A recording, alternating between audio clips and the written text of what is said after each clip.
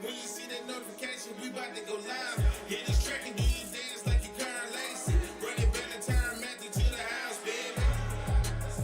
It's Tingle and Co. From 7 to 9. Come keep with the show. It's a new era. Let's get it, let's go. From 7 to 9. It's Tingle and Co.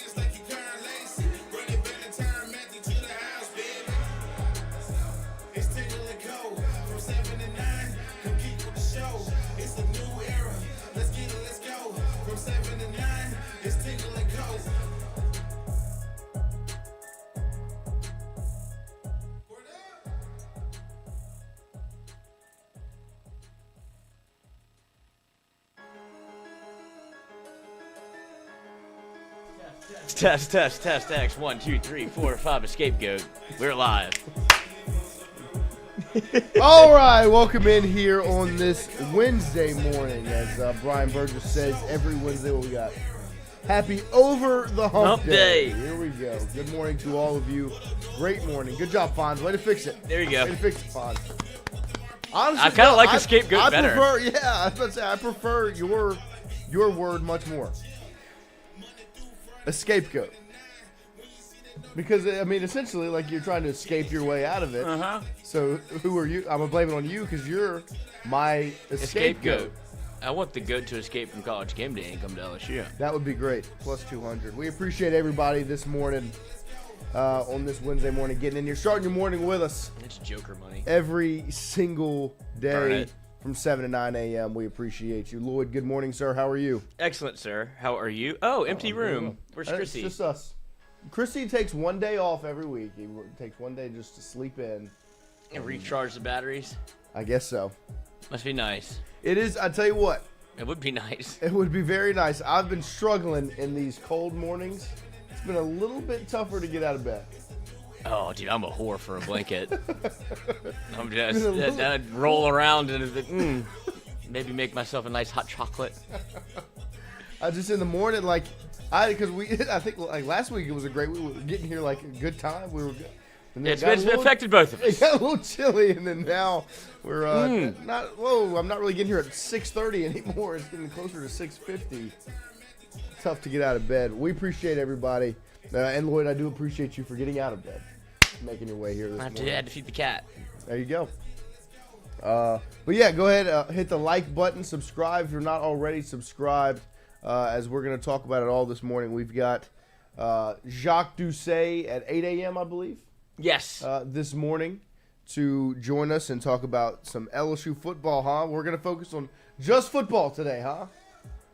Impossible. Can't to focus on just football. We'll have JD join us to talk about everything going on with and around LSU football. And we will also have LSU women's basketball assistant coach Joe Schwartz. Ready. Will make his way into the studio this morning to talk about this women's basketball team and preview their matchup tonight as they will be playing in the PMAC this evening. Speaking of odds, I did get it before the year. I went back to go try to nab it again, and it's gone. Natty? Mm-hmm.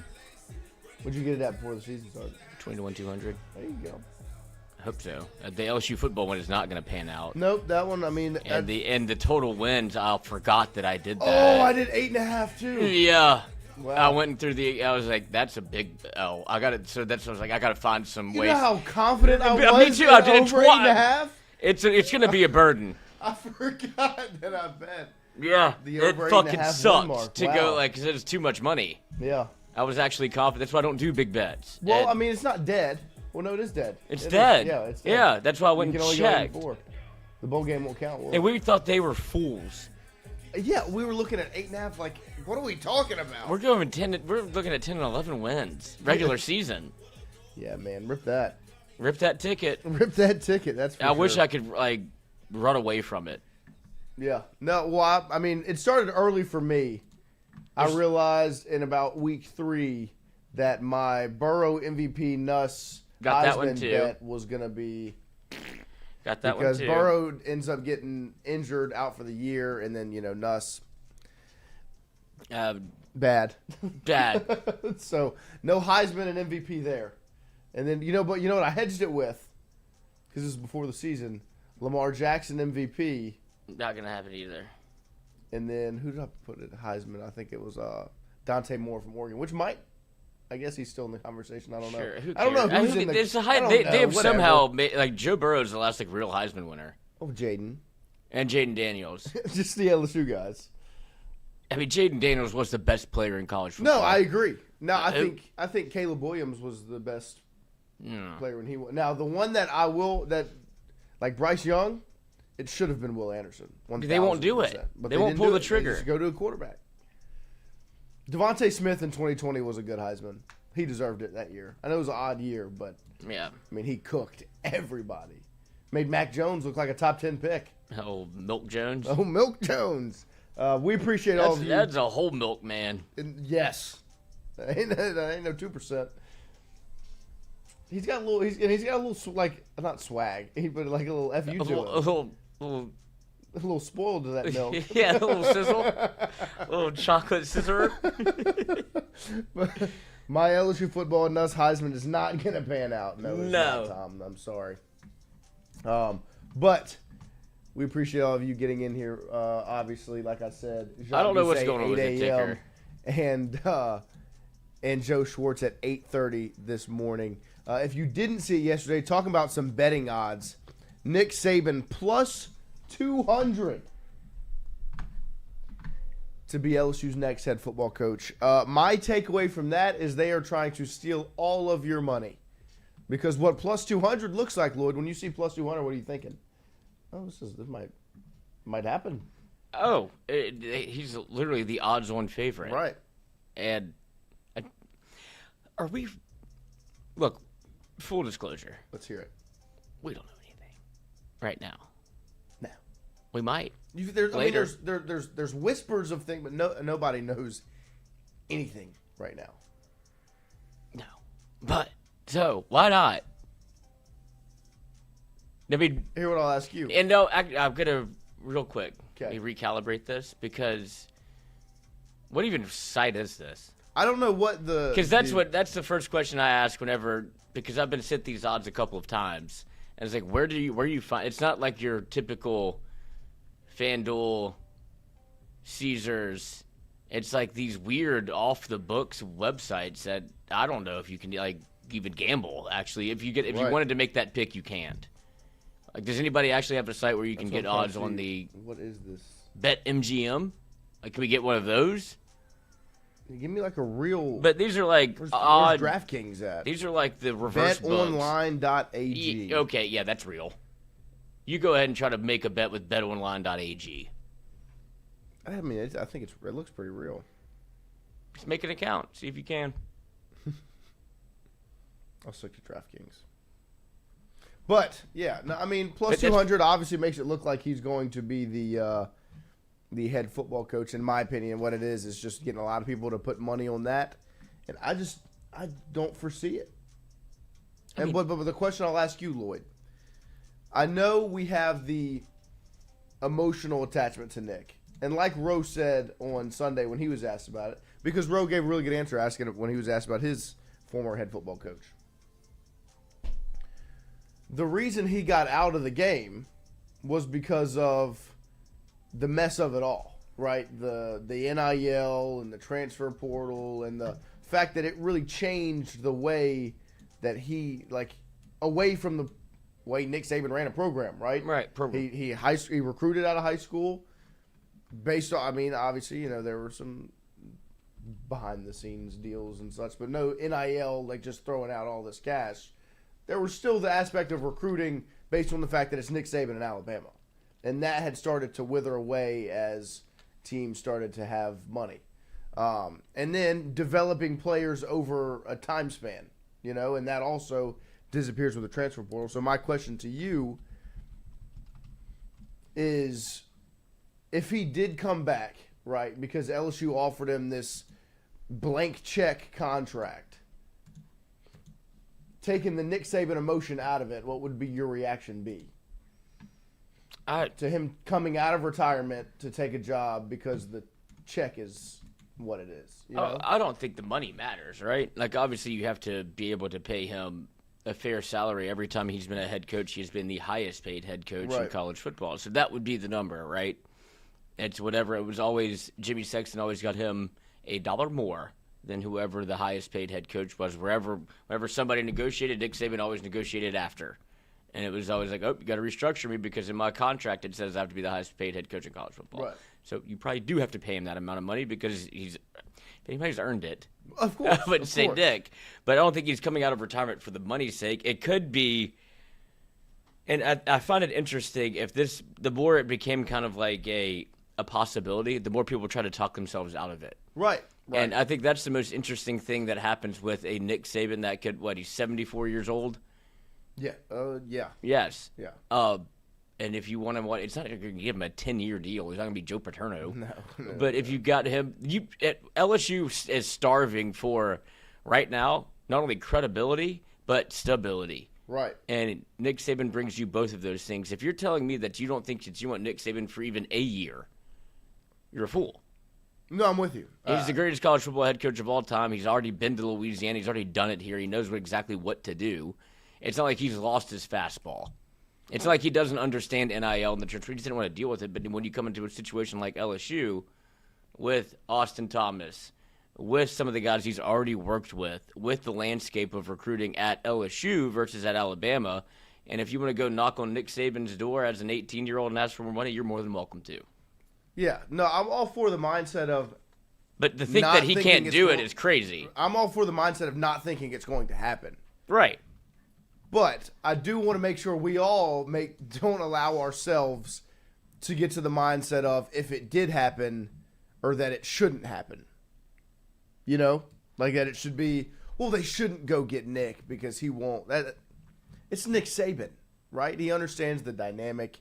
He would put a staff together. And really, in the current position LSU's in, there's not a better thing that could happen, right? If there's not a coach out there that can deal with this political climate and this mess around it better than Nick Saban could.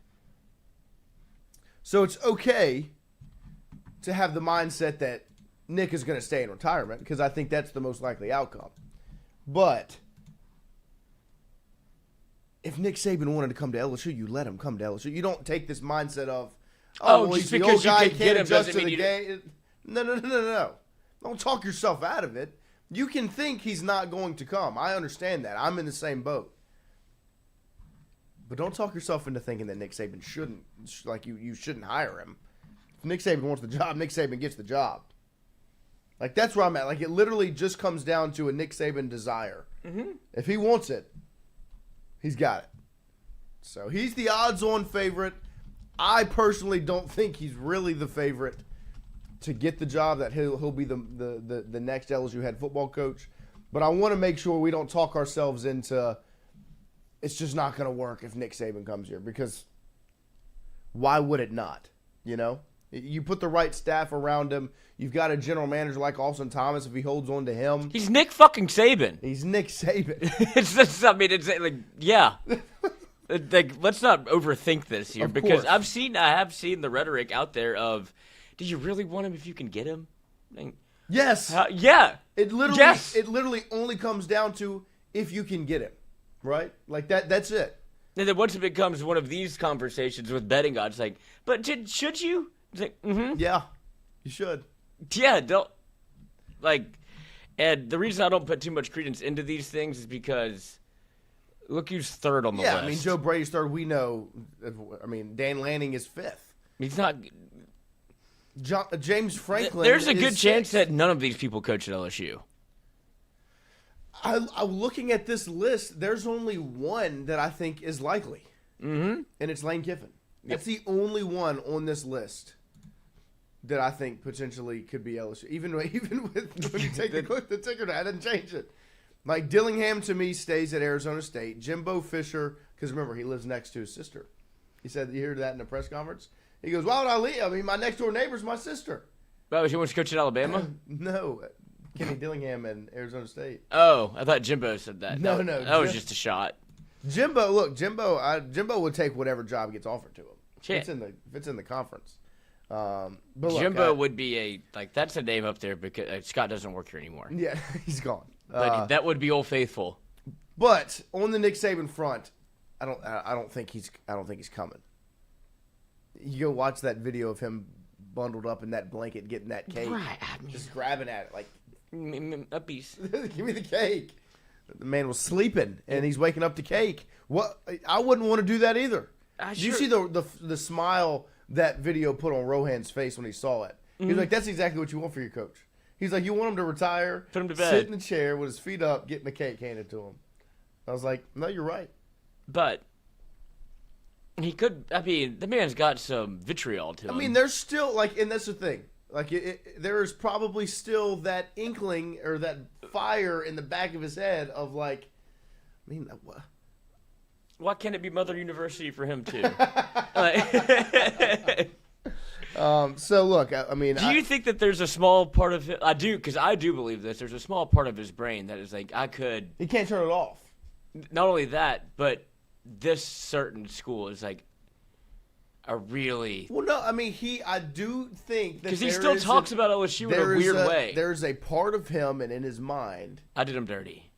Maybe not as much did him dirty, but there's unfinished business. Like, he accomplished what he wanted to accomplish. Not really. He didn't do it at the place he wanted to do it. That would feel so weird. You know?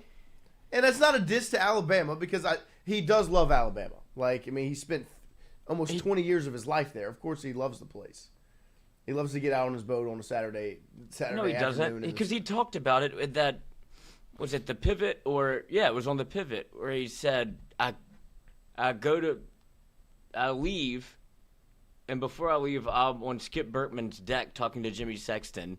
Right. And it's like, do you want to be Bear Bryant or do you want to be whatever the other head coach is that he's talking about that goes to the NFL? He's like, I want to leave my legacy in college. He's like, then why are we doing this? What are we talking about? And he goes, I did it anyway. Right. And then whenever I left Miami, he goes, I couldn't go back to LSU.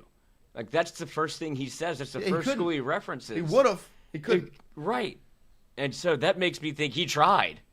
Yeah, no, I mean, I think like he put the feelers out. He wanted to come back to LSU. That's like if we and I'll speak for you here, and I feel pretty confident what I'm about to say that you'll agree. It's like if we did an LSU YouTube show, podcast, whatever, started it, then jumped to a different platform, and then came back and covered a different college, and we're like, oh, we're doing really well, but I wanted to do that one. I love that one. Yeah, I don't like this one nearly as much, but it's working.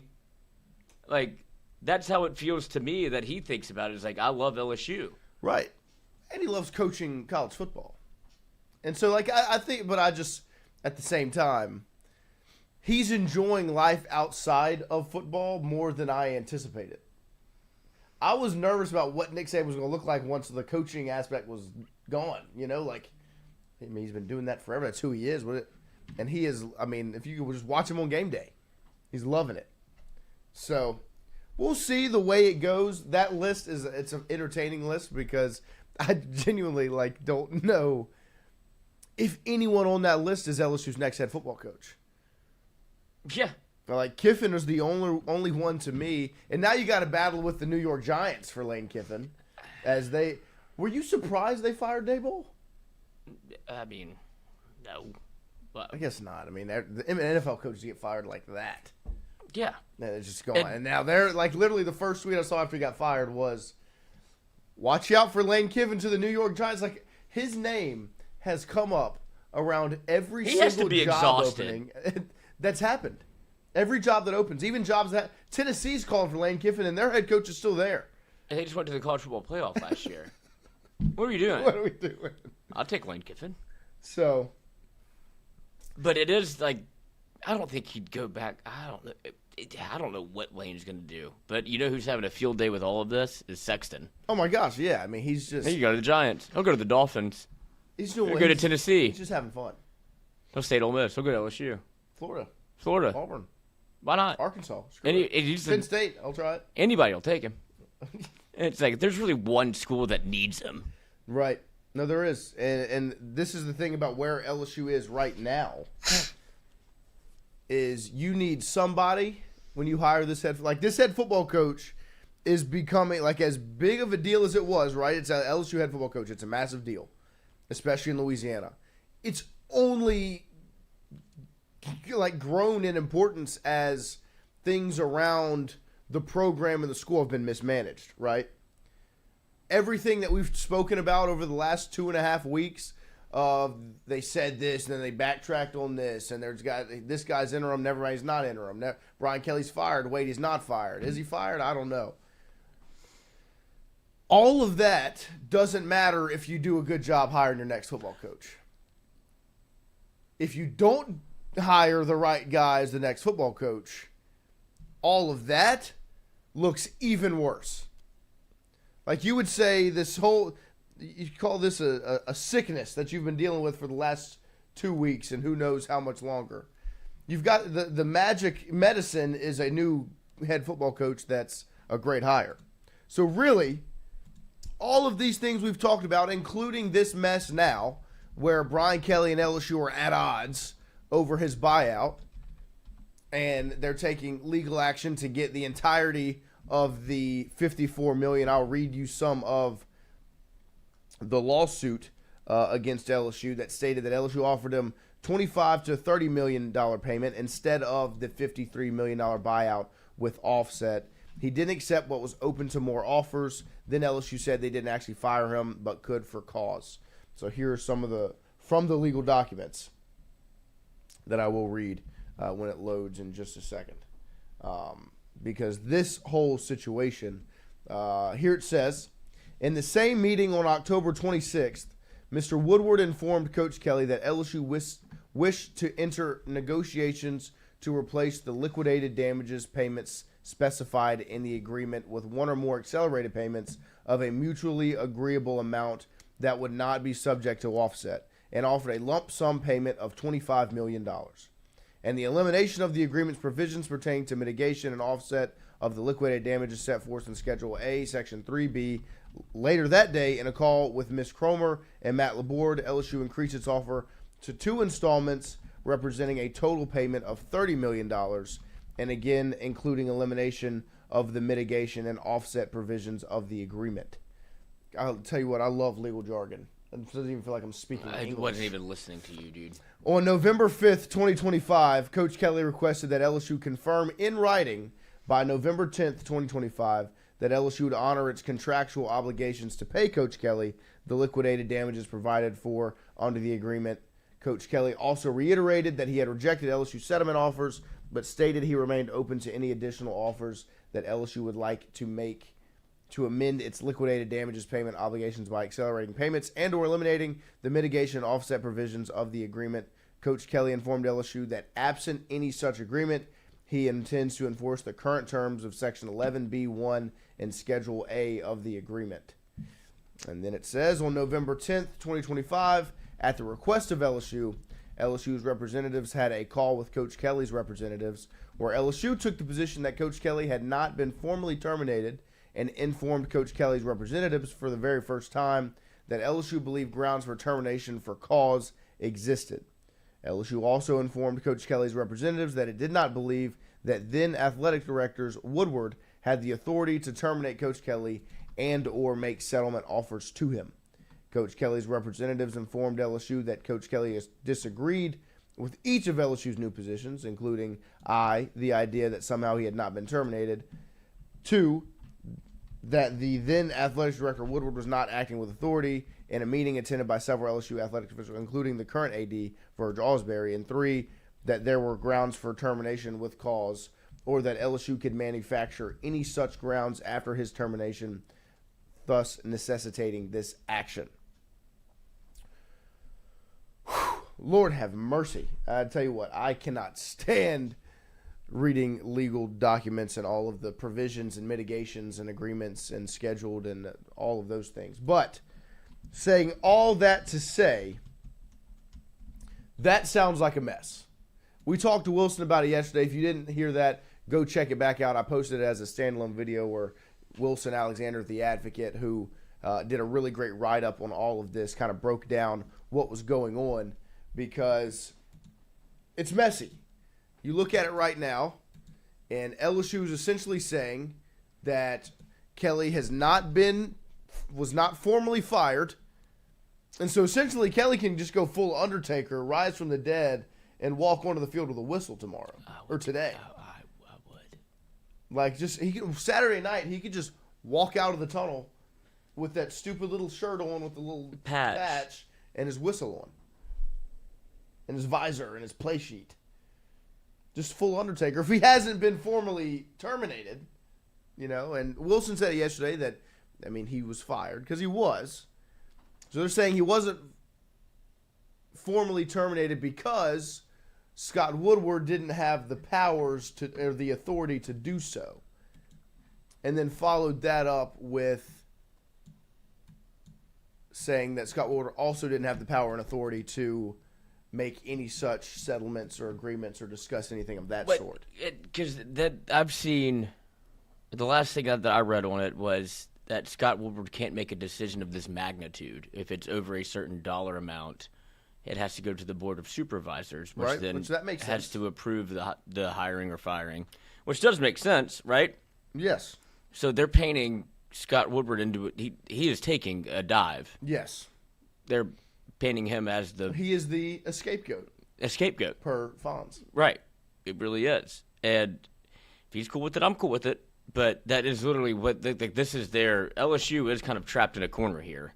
Right. Because you can't. I mean, this is either LSU is either playing 4D chess, or you look like maybe one of the dumber institutions maybe ever of trying to hire or fire a head coach. And that's that my fear. Currently could work for you. If it's that second one.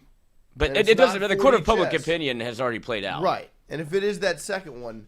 Like Brian Kelly could do the funniest thing of all time. Which would be? Show up. I mean, I know he doesn't want to because he didn't course. do it when he was employed. And he still technically is, I guess. But, like, this is – and the thing I hate about this the most is that as LSU has become, like – a laughingstock. Yes. This is – and that's the thing. This is par for the course, right, of what we've gone through for the last 3 weeks, is where it's just time after time after time where it's on there's a press conference about SNAP benefits, and it turns into a verbal assault of Scott Woodward. And then there's a press conference on a Friday morning where Verge Osbury looks like the only adult in the room. And then you finally have some normal days, some calm days. And then Verge becomes your AD. And then your president speaks, and now he's not your AD. Then they have to speak again. He is your AD. It calms down a little bit. And now you're in this boat where Brian Kelly is taking legal action against LSU over the buyout number. It is an absolute mess. It's been a mess. And the hope is, and Wilson said it yesterday, is that this doesn't change the view of the job, and that you hope that this doesn't affect their ability to hire the next head football coach. But it looks like a mess, because to me, unless LSU's playing 4D chess, like Lloyd said, it almost looks like they're unprepared for the things that they've done, like this unraveling of this situation. They weren't prepared for it. They're literally building the plane while they're in the air. Almost surprised that Brian Kelly wants the full 54. Why would he not? And it makes it seem as if you fired him on a whim. Yes. As if it was, and it kind of was, right? Yeah, I don't think it was this well thought out, meticulous decision. But wasn't the meeting was there not a meeting with the boosters about making sure the money was there to be able to make the move?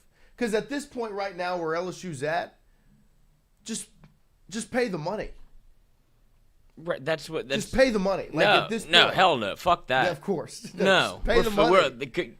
Let's see. Open up the closet. I mean, Brian Kelly's playing a dangerous game. It's not it's not the best kept secret in town. No, of course not. But LSU's playing a dangerous game too. How? Because they were tied together. So whatever. No, they got their scapegoat and Scott Woodward. They're going to blame it all on him. That's why he's going to be a martyr. He's a legend. He's literally going to. This is career suicide for him to be able to be the linchpin to save LSU and be like, all right, yeah, I did all of those things you said. Right. I should have fired him. I did. I didn't. Then I did, and I couldn't.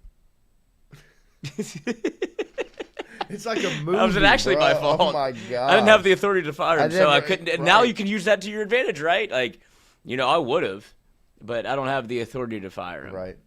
Yeah. No, and that's my thing. Is like there's just. So now we're just caught up. When is this thing ever gonna stop? It's literally. That's why I'm just saying, cut the check, put it on the table, and just stop. What happened to that one booster that was gonna pay all of it? Just cut the check and just stop it, because that's where I'm at.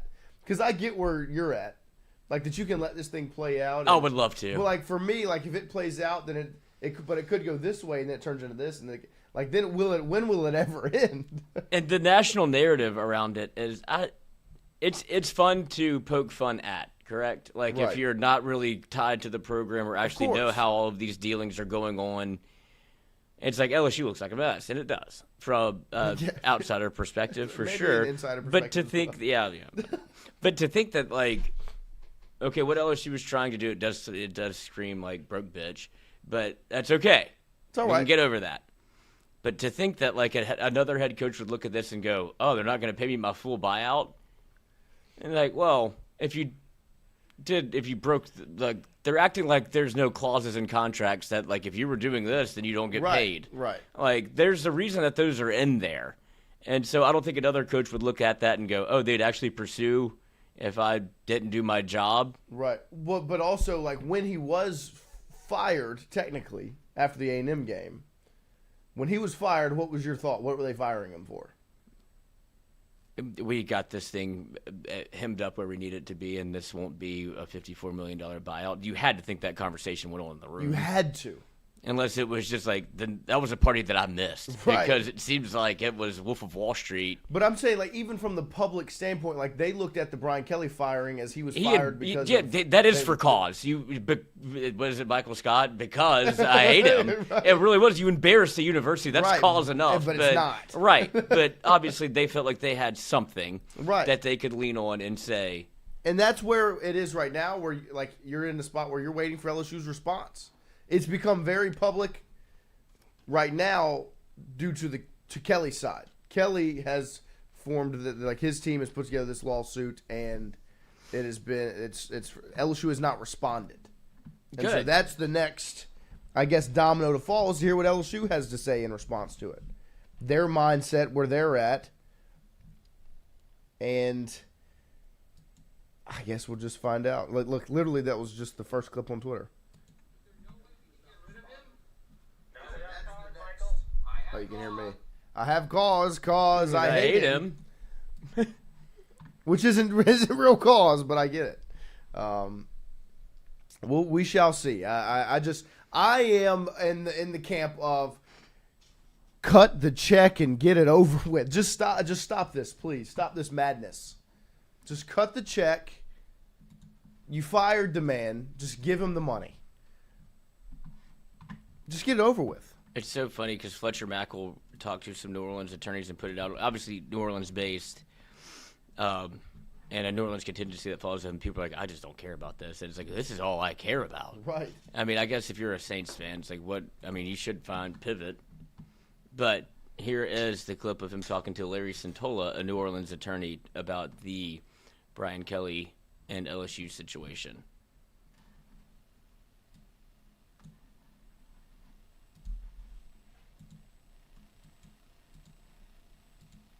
I would say with this type of stakes, with this publicity, this would be expected. With this much money and this much publicity and this much to gain and lose, yes, you're going to have to put on a good offense on both sides. I think a settlement does get reached eventually, but I think you have to have some back and forth a little bit before you get there. Just because the governor said one thing, then this definitely happens. We still need to learn a lot more facts legally to determine who's going to be the victor in this dispute.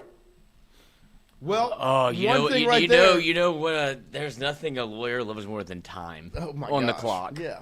Well, see, these are all billable hours. Where I'm confident for LSU right now because what are Kelly's lawyers say? Kelly needs an offense coach. No, can't not have Joe Sloan on that group. LSU's a good spot now, and Kelly's offense, that 2025 offense.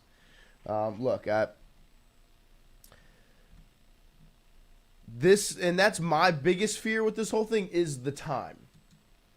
Like, if you continue to play the game, how long does this go on for? Weeks? Months? Years? Like, how long does this go on for? Who's got more...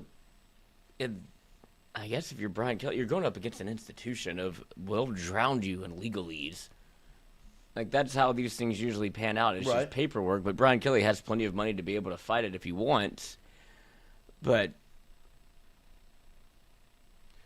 But at the same time, like for prior, LSU, would you not like to have this handled before you hire your next coach? Like, would you want to hire your next coach while still doing all of this with the last one? Yeah, because you want that money to be able to continue to be the university that you claim to be, right? I agree. I can see both sides of it. Of if you're going to pay 25, what's 50? You know, somebody's got it. You had to have the conversation at some point that what if this doesn't work? And now you're being sued publicly for $53 billion as opposed to here's your buyout. Take it in this. Like it could have been a conversation of Bobby Bonilla it, or do you want it right now? Right. And then that's where it could be like, look, let's negotiate. And the fact that Brian Kelly said he was open to negotiating a buyout. Right. I don't know what that means anymore. Right. I don't know if that means he was open to negotiating the manner in which it was exactly, bought out? Right, or the amount in which he was bought out. But Tom Mars, who has been all over this case, is apparently somebody that is a lawyer we're supposed to believe. He has done these buyouts before, and his take: chances of LSU getting Brian Kelly's $54 million buyout reduced approximately zero. Attorney Tom Mars, who specializes in college football coach contracts and buyouts. My take on the likelihood of LSU getting Brian Kelly's buyout reduced is a bizarre strategy. Worse yet, by allowing its for-cause position to become public, LSU has given Kelly the perfect excuse to say why he can't get a job anywhere else, eliminating the offset. So that's the part where it is like, okay, tic-tac-toe. Right. Where it's like, oh, if you're going to do this, then that closes the door for another opportunity. Man. Yeah, I mean, we'll see how it plays out. The next step will be seeing what LSU's response is to this being public knowledge now and the reading that everyone's done that I did 15 minutes ago of the legal documents. And LSU will respond, and when we read LSU's response, we probably will have a better idea of where this heads. And Tom Mars continues, no school has ever won a termination for cause lawsuit, even when they could allege grounds with a straight face. Thus, it seems unlikely that LSU could set a new precedent when everyone in college sports is laughing at them for taking a position that's absolutely absurd. See... Wait, no one's ever done what? Won a for-cause suit. Wow. A termination for cause lawsuit. Now, if people have been terminated for cause, that's what I was asking Wilson yesterday. He's it happened right in front of you. But it's never been taken to court, and the school won, or the program won. Interesting. But Tom Myers, obviously, it feels like he's a little bit of an axe to grind against LSU. Because this is because he went to Arkansas. The situation where you, like, really the biggest thing in this whole deal is just time. You hope this does not drag out. Because you don't want this cloud just looming over everything. And we'll see how it goes. I think you'll have a better understanding of where it heads when LSU puts out their report, or they release whatever, they respond. When they respond, then you'll have an idea of their mindset towards it and where it will likely head afterwards. But right now, it sounds like a mess, smells like a mess, it looks like a mess. It might just end up being a mess. It's a mess. But don't forget, every single day we are brought to you by AJ Sports Cards right there on 3348 Drusilla Lane. AJ Sports Cards here in Baton Rouge. They've got plenty of 4- and 5-star reviews on Google. Great selection of sports cards and Pokemon. They carry hobby boxes, retail single slabs, and memorabilia. It's the best selection around. Go check them out. And you can follow them on Facebook. AJ Sports Cards is the name.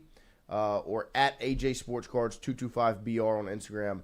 Go do that right now as I'm saying it. Open up your Facebook and your Instagram and follow AJ Sports Cards on Facebook and IG. You will not regret it. They'll keep you up to date on everything they've got going on. If you've got kids that love sports cards, they've got those. You got kids that love Pokemon cards, they've got those. If you personally want some sports cards or Pokemon cards or memorabilia, go check them out. And you can see what they've got on their social media as well. They also keep you up to date on their events there as well. You will not regret following them. They've been a part of Tingle & Co. since day number one, since before the first show. Before we ever went live here at Tingle & Co., they've supported us. So make sure you go and support them if you appreciate what they do for us. LSU does have a football game on Saturday, though. They play against Arkansas this Saturday morning. Arkansas, obviously, you heard Wilson talk about it yesterday. Very, very good offense, one of the best in the conference, and they're also one of the best red zone offenses in the country. Arkansas, I've gone down the scores before. They lost, 2 weeks ago? They had a bye. They're coming off of a bye week. They lost 2 weeks ago to Mississippi State 38-35. They lost to Auburn 33-24, A&M 45-42, Tennessee 34-31, Memphis 32-31, Ole Miss 41-35. Then they've scored 56-52 in some wins against Alabama, A&M, Arkansas State. The only game they've been really kept down was Notre Dame, held them to 13 points in a 56-13 loss. Everything outside of that, they've scored a butt ton of points. And so that's your biggest concern going into Saturday, that you have to keep up, that you need to score touchdowns, something that a week ago, this past Saturday, you did not do. Never found pay dirt. 0 end zone trips.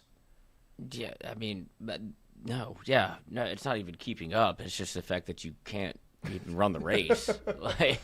Because I believe that if we can get it to the anchor, we can run this relay, but we can't get it to the anchor. Right. Like, LSU's defense is running 4 legs of a relay. Nobody else wants to take nobody wants to take the baton. Right. And then you just run out of steam. Because I do believe in the LSU defense. I do think that LSU matches up favorably against it.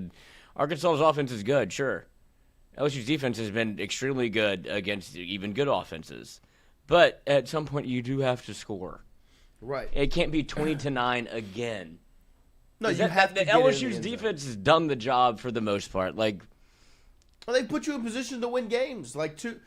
To me, 2 of your losses, for sure, the LSU defense has given you opportunities to go win it. Ole Miss and Alabama. Yep. They've put you in A&M was Vanderbilt to an extent. Yeah.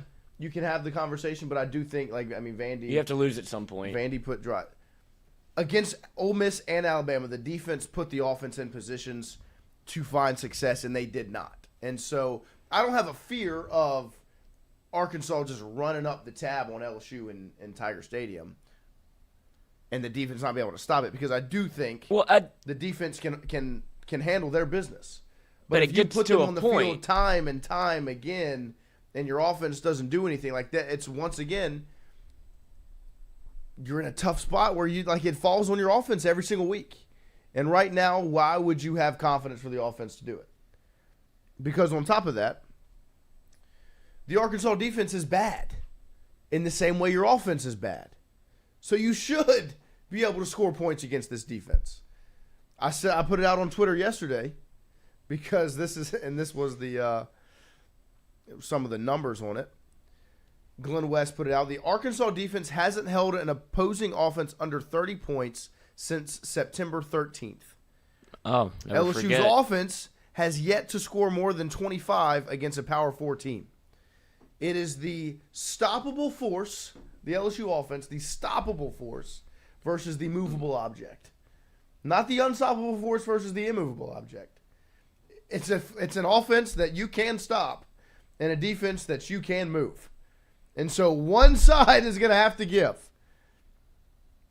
And I hope that this weekend, this Saturday morning in Tiger Stadium, whoever the quarterback is, whoever's taking the snaps. What's both? Right. For one last time. That LSU is able to put drives together against a bad defense and get into the end zone. Score touchdowns. LSU minus. Because you put the drives together. You put scoring drives together. You got down there, right? Then it just falls apart. It is unbelievable. That I've never, and it still feels like, and that could just be me, and I'm watching it through, I guess a jaded lens of watching this LSU offense kind of try to put something, because it feels like it's almost an accident. Right. How they get, but it's not. They're putting up some. It's bad, but they're putting up some yards, and they make chunk plays. And it's you just have to score, or else you're not going to score. It needs to be 48 yards, not 45-yard touchdown runs. Like 45 yards doesn't really do anything for you, but 48, if you get in the end zone, that's a difference maker.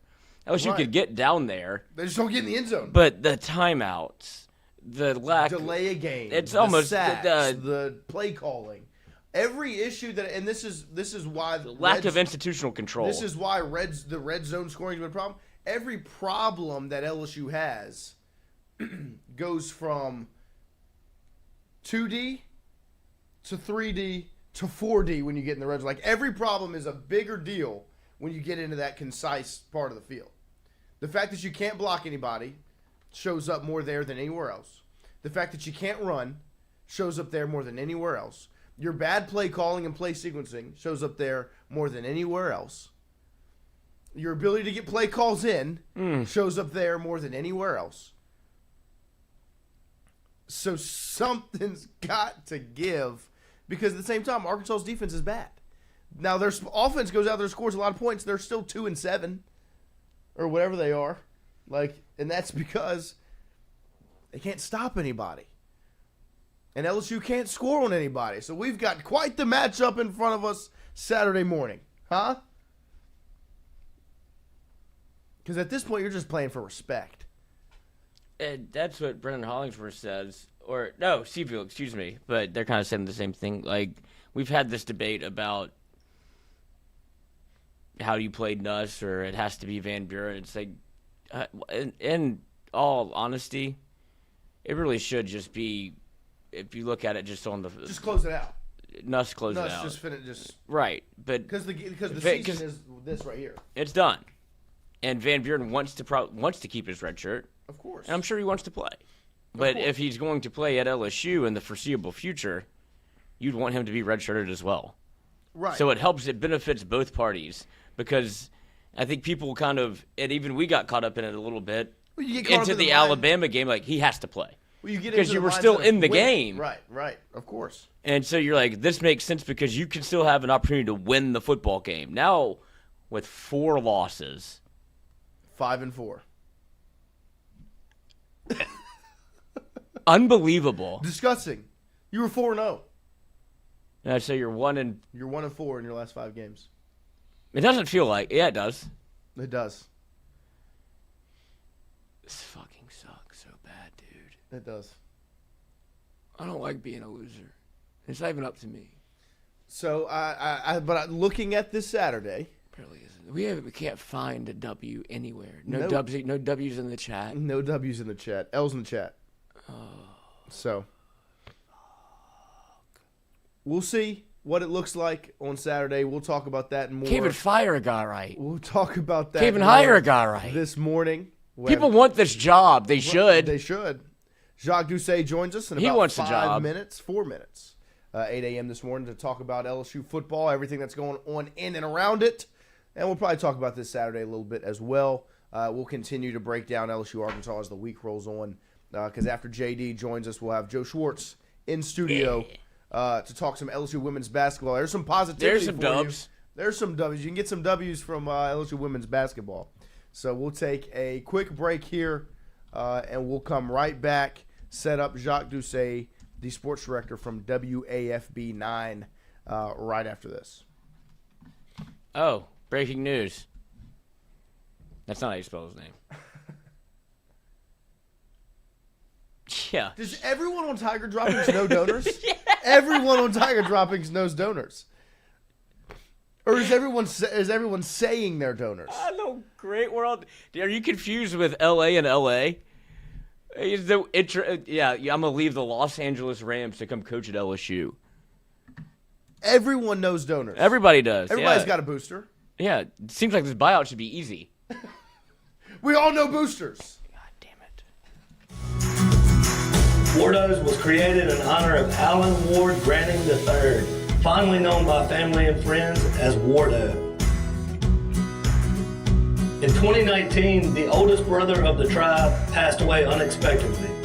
His remaining siblings and loved ones wanted to honor his memory in a special way. In 2022, Ward's family decided to combine the need for a sandwich shop in downtown Natchez with a desire to pay tribute to Ward's love of good friends, good times, and great food. Through blood, sweat, tears, and countless hours of hard work, Wardo's was born.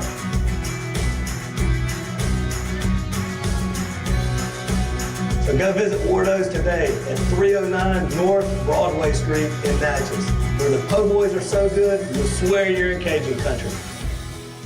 Hey, Miss Lou, come visit us, Tom and Wright Granding at Go Martin on the Go Deli. Go Mart has clean restrooms, community coffee, an awesome beer cave, and a great selection of anything you may need.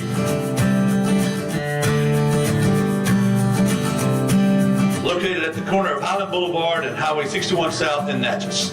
Also stop by Wardo's Po' Boys at 309 North Broadway on the beautiful Natchez Bluff, where everyone is family.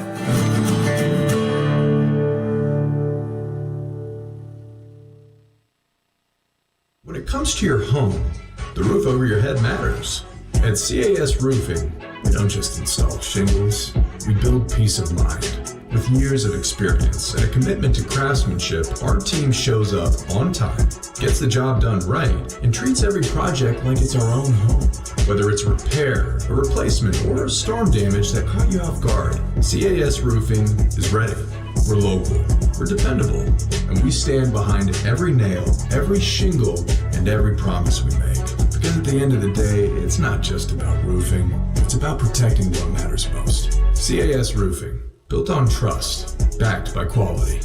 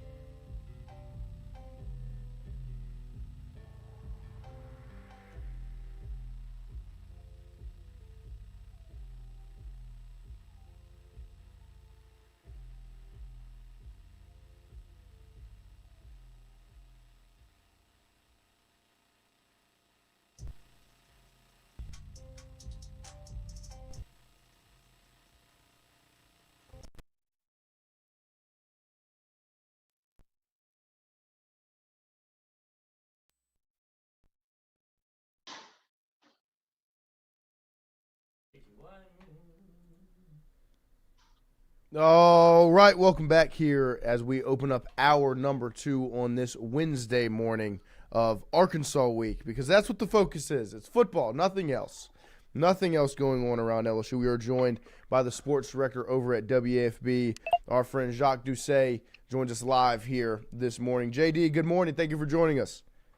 Good morning. Beautiful morning in Baton Rouge, Louisiana. How are you guys doing? Oh, we're doing well. How about that cold weather? It's a little nippy outside. Oh, hey, the leaves are changing on the trees. The ladies can wear, their winter clothes and their boots and all that. It's just it's a wonderful time. Too bad our football is not a little better, but this is what nice football time. is supposed to be, and LSU is checked out of whatever it turns into. Thanksgiving, the weather turns. There's What did they say for the Oakland Raiders? What was it? The theme song? Well, I just remember, NFL films. Yes. And that guy, talking, autumn leads way to winter. The frozen tundra of Lambeau Field, Green Bay, Wisconsin. So that's the one good thing about going to Tuscaloosa, I guess. You kind of see. It's always in November, early November. You got the fall leaves, and being on a college campus in the fall is pretty cool. Too bad. I think I've been to Tuscaloosa 11 times for football. They've only won 4 of them, I think. I went in 1997 when Kevin Falk ran all over them, and LSU won 27-0. They won in 2007. That was Les Miles' first time playing Nick Saban head-to-head. They won in 11 on the 9-6 game, and they won in 19, of course, with Joe Burrow and company. All the other times they've come up short, including this one. So it is kind of unfortunate that LSU has 3 football games left. We talk about football all year. We can't wait for the season to start, and they only play 12 games in the regular season. There's 3 left, and I'm afraid the games themselves have become an afterthought or a second page to the search for a new head coach and what's going on with the old head coach. So that's where we're at. And we'll start it off with football. We'll ask you about Saturday. I thought LSU came out there, especially defensively, played inspired. You saw some energy, a good response in the second half from that side of the football, but those offensive issues just continued and continued and continued, regardless of who was at quarterback, because they made the change that a lot of people were calling for since earlier in the season and put Van Buren in. What were some of your takeaways from the performance as well as the decision to go with MVB as opposed to Nussmeier in the second half? Well, I thought Frank Wilson got the team to play hard. We were hearing that leading into the game, that they thought that the team would maybe give a better effort for him than they did for Brian Kelly. At the same time, he can't wave a magic wand and fix all the problems that have been hurting this team all year long. And this team has been weighed down by their lack of offense. As you said, defense made a very nice play on the 4th down to start the game. But LSU, when they get in the red zone, continues to not be able to score touchdowns. We were joking that the burn timeout should get a sponsor every week, be like, this first quarter burn timeout brought to you by Trash Rangers, another wasted timeout, something like that. 2 in the first quarter. We need Russell Shepard's, as Portal Potty Company. Porta Potties, yeah. Because exactly. Exactly. Not to get too graphic, but I interviewed Russell about that. I said, "How's that business, man?" He goes, "Well, JD, somebody told me people are going to be pooping and peeing as long as they're on the face of the earth. You'll always have a business." I'm like, "Yeah, I guess you're right." So it's like the Seinfeld, like there's always the mail. Yeah, Russell's done well for himself over there in Houston, but Damian Ramos is LSU's all-time leading scorer now, but he yanked a 30-yarder there, and like an LSU fan told me, what's the worst words an LSU fan can hear? First and goal. How can a team go from first and goal at the 9 to kicking a 44-yard field goal? That's pretty creative. They made the change finally. I think a lot of fans have been calling for a change. I thought Van Buren, when he got in, I don't want to say he was nervous because I don't know, but it was just, that one drive where I guess it was a combination kind of some bad luck and some jitters where he's just a little off. Like even the completion of Xavier Thomas across the middle was not a tremendously thrown ball. Then the one to Kyle Parker on the sideline is just a little inaccurate. They review it and they take it away, and then he scrambles. Looks like he has a first down on a slide. They take a look at that. They bring it back. Then LSU jumps off sides, and they have to punt. So I thought that he cleared up a lot of defensive congestion to an extent with his ability to scramble and run. He did throw some nice passes, although I think he completed less than 50%. He did fumble, and I think LSU only scored 3 points on his 4 possessions. So he did do some good things. He does do some things better than Garrett. I'm just dumbfounded and just astonished by looking at Garrett Nussmeier's statistics from a year ago to this year. I had a feeling, but then I looked at it. You realize he's throwing for 100 yards per game less this year pretty much than he did a year ago. He threw 29 touchdowns a year ago. He's got 12 this year. He had 8 300-yard passing games, 2 400-yard passing games a year ago. He's got neither this year. I thought it was not a shoe-in, but I thought he was going to catch Tommy Hudson as LSU's all-time leading passer. I think he had the average, 282 yards a game or something, and he's not even come close to catching Hudson. Hudson's safe with 9,100 yards as LSU's all-time leading passer. So that's a lot of stats and talk, but the same old problems: pre-snap penalties, lack of consistent ability to run the football. The wide receiving core has kind of been a possession wide receiving group. There just hasn't been that big breakaway play that's happened very often. And defensively, it was a better matchup with Ty Simpson than it was with Diego Pavia or Marcel Reed or some of these quarterbacks that have given LSU trouble scrambling. But at the end of the day, it's still a loss, and it's your fourth loss in 5 games in a season that's been a lost season. I don't want to get caught up in hyperbole and all that, but I've covered a lot of LSU seasons. I have been spoiled as a media guy when I've had a chance to cover, but this might be my least favorite season. I mean, maybe the COVID year in 2020, but even the victories have been kind of exhausting and not fun when you look back at how they beat Florida and South Carolina, all the off-the-field stuff going on with the firing of the coach and everything. It just hasn't been a whole lot of fun.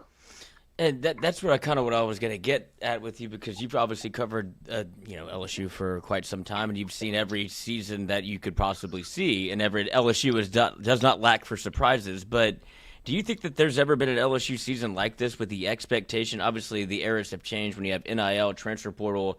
You have a $100 million man as your head coach. He's guaranteeing national championships before the year, and now you're fundamentally broken. You have things playing out very publicly in the media. You have a head coach that's fired. You have a quarterback that is also fundamentally broken. And I just want, if you could compare it to, I guess, expectations going into a season that wasn't the 2025 LSU football season, if there's a year that compares anything close to this one.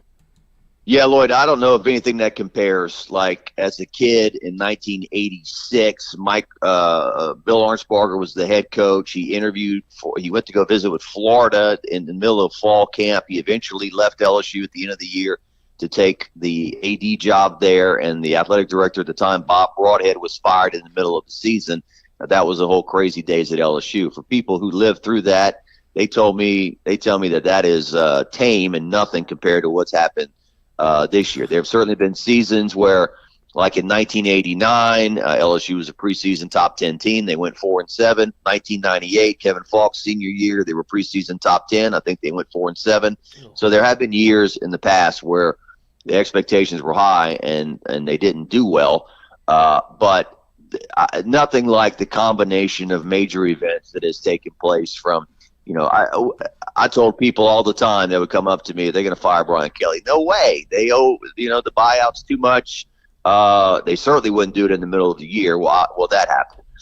Then you've got a press conference about food stamps, and our governor just publicly blasts the athletic director and says he's not going to make the hire on the next head football coach.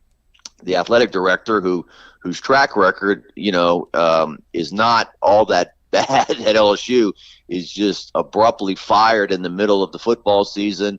You've got an AD who's ping-ponging back and forth from interim to, full-time. What's the deal with that? An 8 a.m. press conference on Halloween. And now, to your coach, who I'm pretty sure you guys saw him. He was not on the sideline in Tuscaloosa, and Frank Wilson's been doing press conferences yet. Apparently he was just fired Monday. Right. So it's kind of bizarre, and I don't know if LSU jumped out of an airplane and didn't have their parachute in terms of, not being able to pay Coach Kelly. I've been hearing from day one since they fired him, they had no intent on paying the $53 million, and there were going to be avenues to not paying the $53 million that they were going to play. And, over the years, I've seen a lot of coaches fired at LSU, and, they've been quiet breakups, so to speak. There's a big loud, the coach is fired, and then people go away. That obviously is not going on here. And so I think everyone is hoping that they settle quickly so we can kind of move forward with a new beginning at LSU. Yeah, and you bringing up the point of settling quickly, that's my main feel for, my main desire. I don't care really what money gets paid, just get it over with soon, because if it continues to drag out, the fear is just like that it'll just be this dark cloud that sits over LSU through this coaching hiring process and everything that kind of lies ahead, right? Yeah, I don't think the average fan cares whatever Brian Kelly's payout is.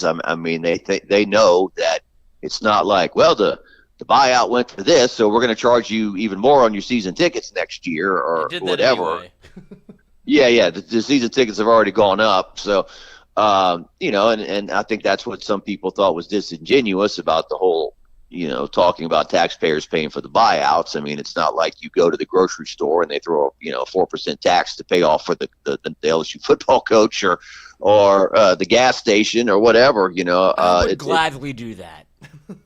You would do it? I know where it's going. The roads aren't getting fixed. Yeah, well. I don't need to fly in Omar the Tiger.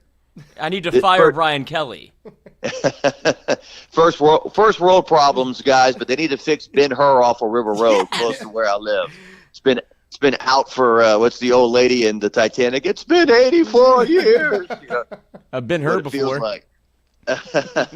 So, but yeah, I don't think people really care about what the buyout is and all that. But the news cycles.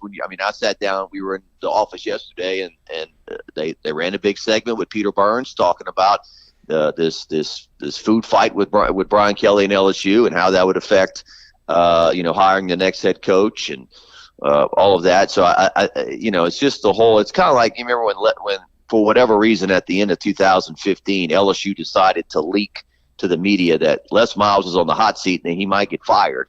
And for 2 weeks, LSU got put through this negative news cycle where everyone was wondering if he's going to get fired or not. And it was just totally unnecessary. And, I think we talked about it last week. Remember when they fired Joe Oliva and they brought aboard Scott Woodward, how clean and precise and quiet that all was done. And it was like a couple of emails and bang, bang, bang, here we are, It wasn't this public deal on TV. And so, yeah, I think that LSU fans certainly are anxious about this. I joked with somebody yesterday. Every time LSU hires a new coach, it's kind of like a presidential election. This is the most important of our lifetime. We've got to get this right.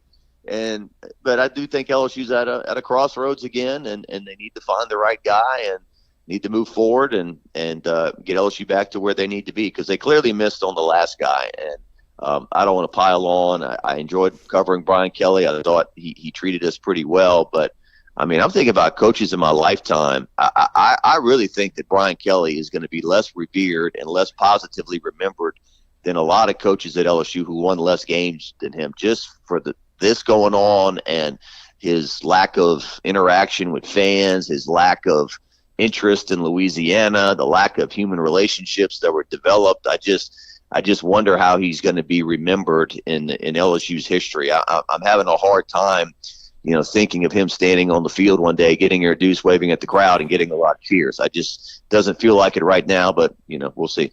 Well, that's where I'm kind of interested in how this dynamic between LSU and Brian Kelly is going to play out, because the least surprising thing I would imagine is that Brian Kelly is actually fighting for this, because he has no real tie to the university aside from he was hired to be the football coach. But I'm not shocked that if there was one person I would pick that would publicly get into a public spat with LSU and actually fight and sue the university, they can't be surprised that Brian Kelly's doing this, because that's who he is.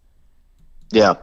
Yeah, and obviously, I don't think I'm breaking any news that it appears that LSU is threatening. It was so funny yesterday how things work out. I was joking about the Don Henley song "Dirty Laundry," and sure enough, I go to the gym and they play it yesterday. I'm like, God has a sense of humor, there it is. Come and whisper in my ear, give me dirty laundry. And so does he care to an extent? Like, all right, you got that. Well, air it. I don't care, type thing. Are they threatening? Hey, we don't want to put this out, coach. And I think I heard Greg Bowser making a good point yesterday. He was fired because he didn't win enough games.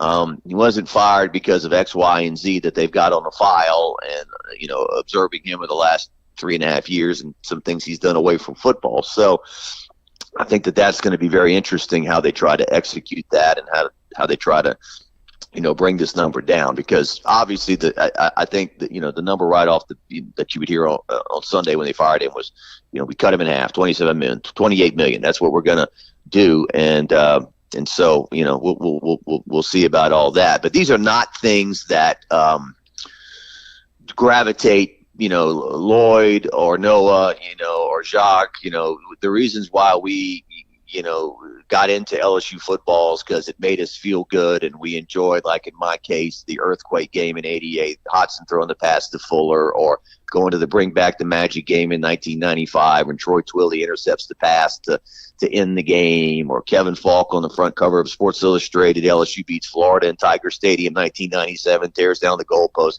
I mean, these were the things that made me love LSU football and covering it and all that. And all of this stuff going on is not something that a dad is sitting on the couch with his son and saying, "Look at this, son, isn't this great?" I mean, it's not what people like about LSU football. It's real world stuff, but I know everyone's kind of hoping it goes away. Let's get a coach, let's get a staff, let's get a roster, let's move forward. Yeah, and speaking of coach, did you see who the betting favorite is to be LSU's next head football coach? I did. He walked right past us in the press box in Tuscaloosa on Saturday wearing a red crimson red zip up, and I think he was there with Miss Terry, of course, and he told hello to Scott Rabelais. He didn't see me. I don't think he'd have anything to say to me. Even if he did see me, he'd probably be like, "Oh yeah, you. I remember you. Okay, so you found my parking spot here too." Yeah, exactly. Where'd you park today? Yeah. Boy, my people sometimes say, "Yeah, well, didn't you cover Nick Saban?" I said, I don't think I could describe what I did covering Nick Saban. More like getting chewed up and spit out on a regular basis. It was like, thank God Twitter and Facebook wasn't around. I probably would have jumped off the bridge with anxiety and stress. I remember some of my family members being like, "Oh, we love it when he yells at y'all and chews you up and spits you out." Like, I really appreciate that. Thank you, So everyone my livelihood loved in my life. Yeah, I got plenty of Nick Saban stories from back in the day, but I mean, he just changed everything here. I mean, he was this good-looking guy that he strolled in. The women all loved him, and he just shouted that they just loved to see him go on these tangents, shout and yell at people, and throw his headset and get emotional. And he's the one guy that could, if he came back, say, "Hey, we're doing things my way. I'm not getting influenced by politics and this and that." I see the odds are 2-1. I have not heard a whole lot out there about who the next head coach is going to be. LSU, to their credit, I don't think that there's a whole lot of people talking, and I don't know if they're even close to naming a head coach. Obviously, Brian Kelly wasn't hired until a few days after the regular season finale in 2021. But I just don't know at 74 years old if if you get back in the ring, you got to get back in the ring full gusto. And I just don't know if that's the case with him, or if he looks at it and he says, "I've always liked challenges. LSU is at an impasse. I was here 25 years ago. We won a national championship. I'm going to give it one more go." And that would be amazing to cover, and I'd be on the front row and would love to see it.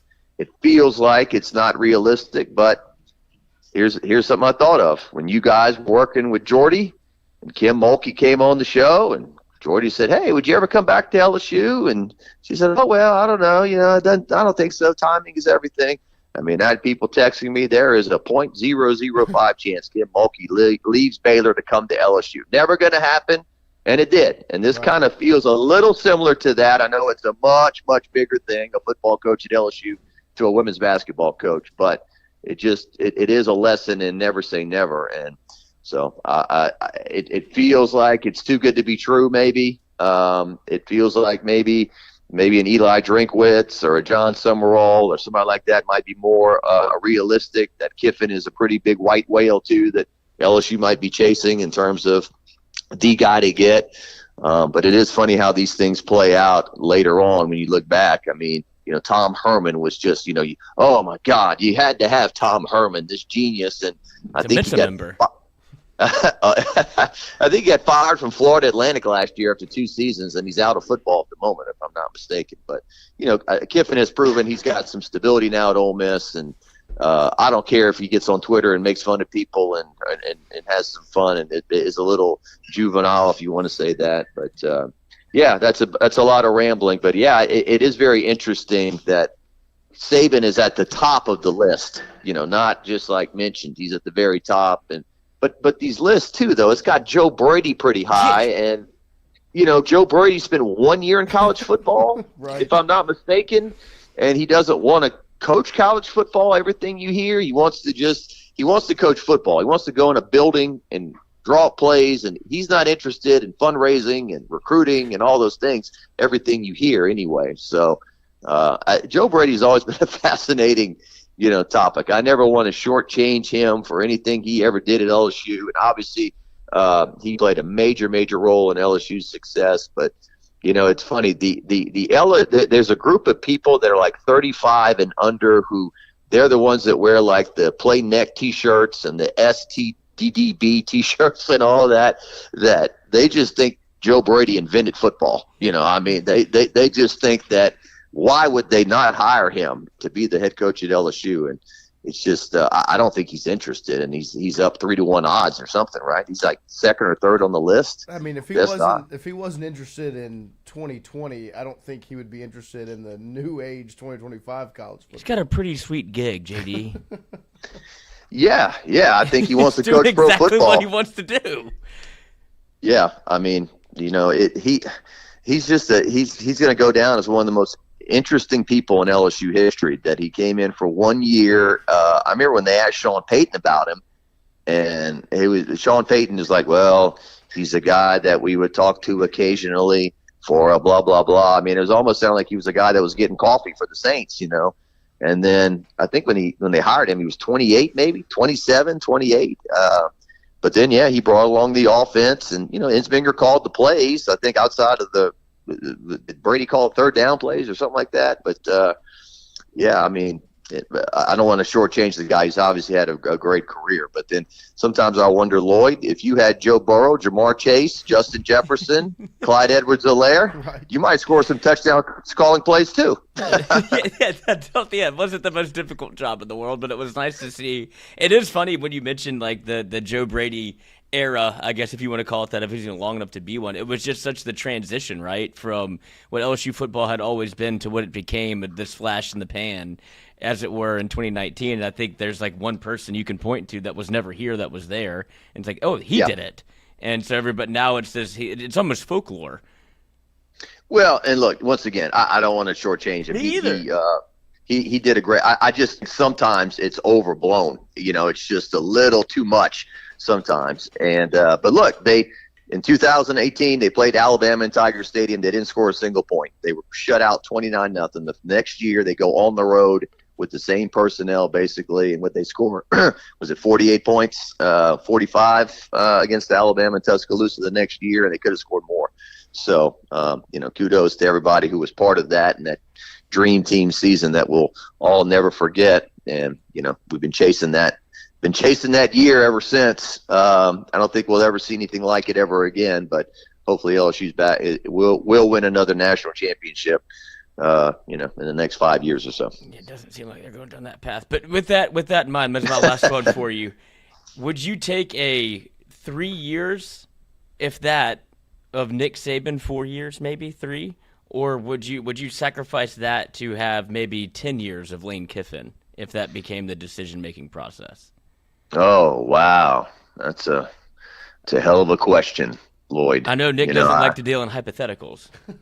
Yeah. I mean, I've already got it written in my head, the track. It's like, after breaking LSU's hearts and building a dynasty at the University of Alabama, Nick Saban returned to Baton Rouge for one last go and led the Tigers to the 2028 National Championship before retiring for good.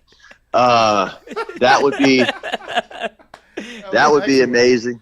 But I mean, you can see Kiffin on the sidelines wearing a purple hoodie, pumping his fist in Tiger Stadium, scoring touchdowns, scoring points. I mean, and his cockiness and his kind of it just really appeals to a large group of us that watch and love LSU football. I think it'd be just what the doctor ordered. Now, look, he coached at Tennessee. He did have a quote unquote huge SEC job for a year, and he left. How would he handle? There'd be a lot more pressure here. than at Ole Miss. A lot more pressure at Florida than there would be at Ole Miss. How would he handle if things don't go well and they lose a couple of games and, people start grumbling and everything? But, I think just for this, damn it, Lloyd, the choice between those two, the fact that I covered or I was around Saban, and I think Nick Saban is the most fascinating person that maybe I've ever covered, for the simple fact of there's been nobody that people around here talk about more since he left than Nick Saban. I mean, he's always been a conversation.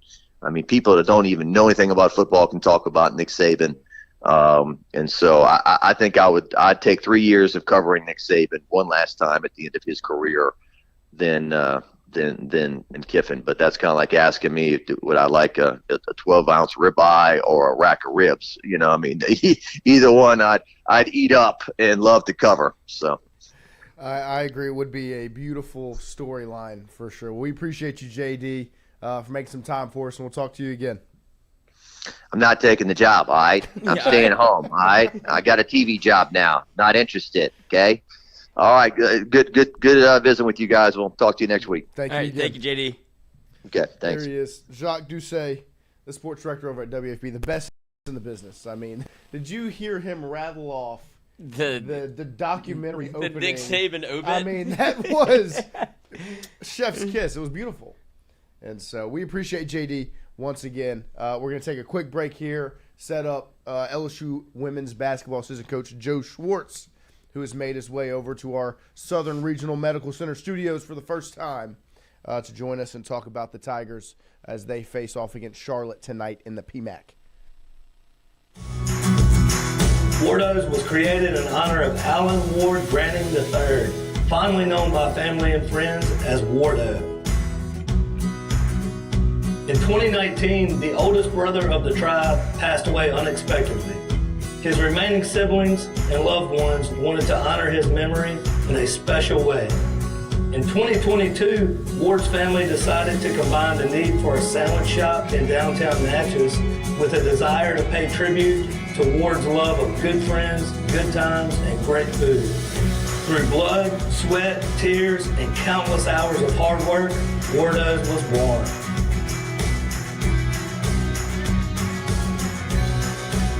So go visit Wardo's today at 309 North Broadway Street in Natchez, where the po' boys are so good, you'll swear you're in Cajun country. Hey, Miss Lou, come visit us, Tom and Wright Granning at Go Martin on the Go Deli. Go Martin has clean restrooms, community coffee, an awesome beer cave, and a great selection of anything you may need. Located at the corner of Highland Boulevard and Highway 61 South in Natchez. Also stop by Wardo's Po' Boys at 309 North Broadway on the beautiful Natchez Bluff, where everyone is family.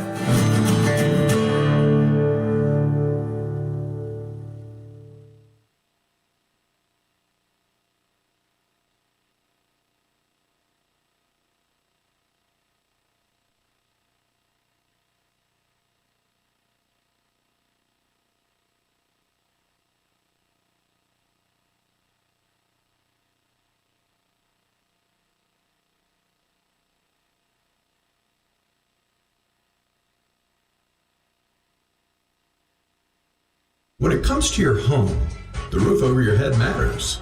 At CAS Roofing, we don't just install shingles, we build peace of mind. With years of experience and a commitment to craftsmanship, our team shows up on time, gets the job done right, and treats every project like it's our own home.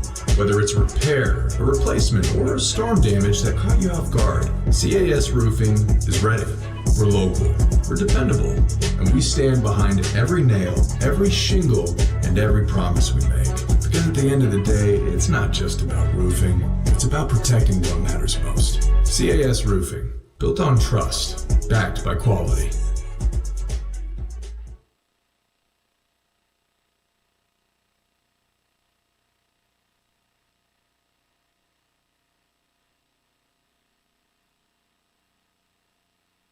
Hey, Hey, Miss Lou, come visit us, Tom and Wright Granding at Go Martin on the Go Deli. Go Martin has clean restrooms, community coffee, an awesome beer cave, and a great selection of anything you may need. Located at the corner of Highland Boulevard and Highway 61 South in Natchez. Also stop by Wardo's Po' Boys at 309 North Broadway on the beautiful Natchez Bluff, where everyone is family.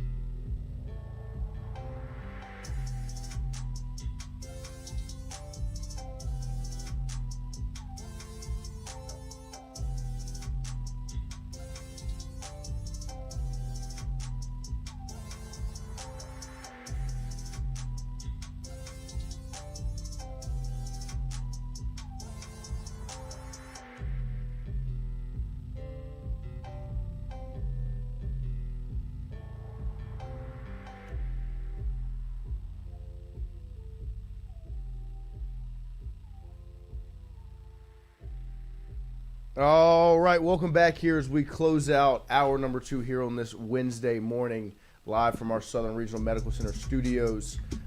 Tonight in the PMAC, LSU, the number 5 ranked LSU Tigers will be taking on Charlotte at 7 p.m. And we are joined by LSU women's basketball assistant coach Joe Schwartz as he makes his way to the studio for the first time. We appreciate you. Yeah, I'm excited to be here. New setup, looks good.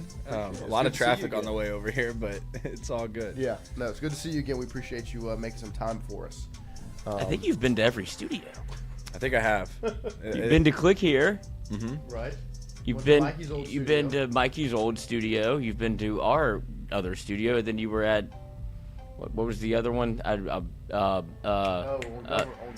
Government. Yeah, government, yeah. Been everywhere. So you've been, thank you, dude. No problem. No problem. We got the college exit built for you, so now it shouldn't be, traffic shouldn't be too bad. Right, exactly. But it's been a fun start to the season for sure. Exhibition games, the first 3 games of the season, a lot of 100-point ball games. What was I guess we'll just go back to the offseason a little bit, getting ready for, or the preseason, getting ready for this year. How was all of that kind of developed into what you've seen these first 3 games? Well, we put a big emphasis on strength and conditioning, obviously.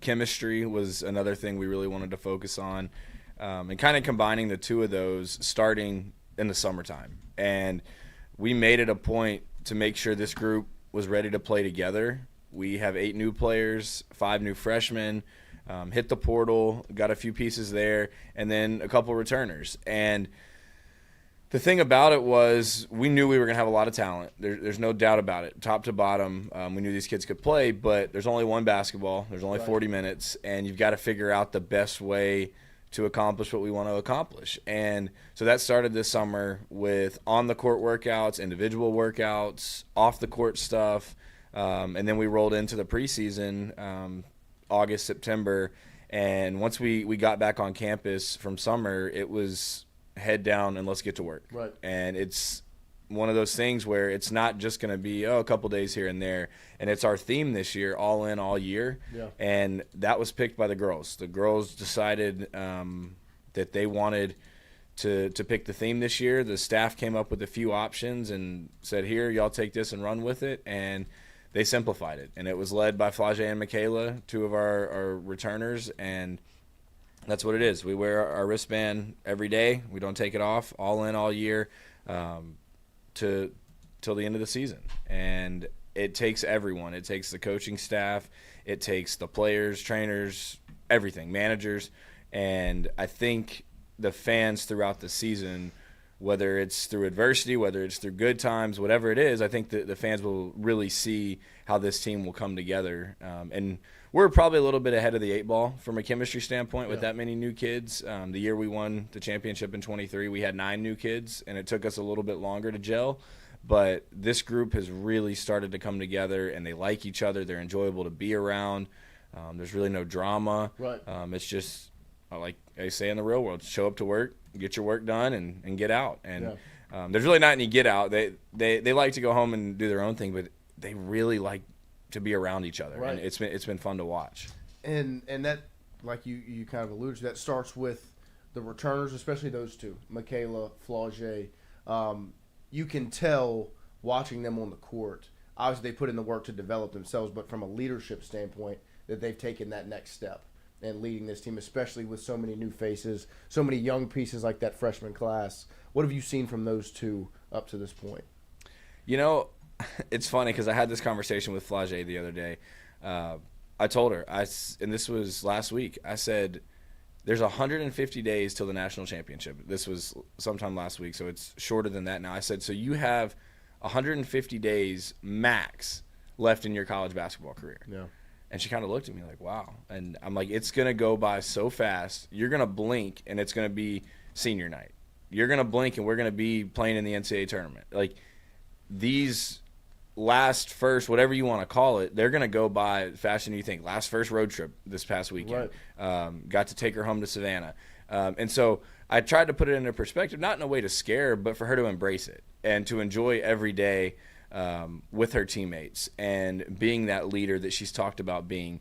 And then there's Michaela, who I think she's felt a little disrespected from whether it's national media.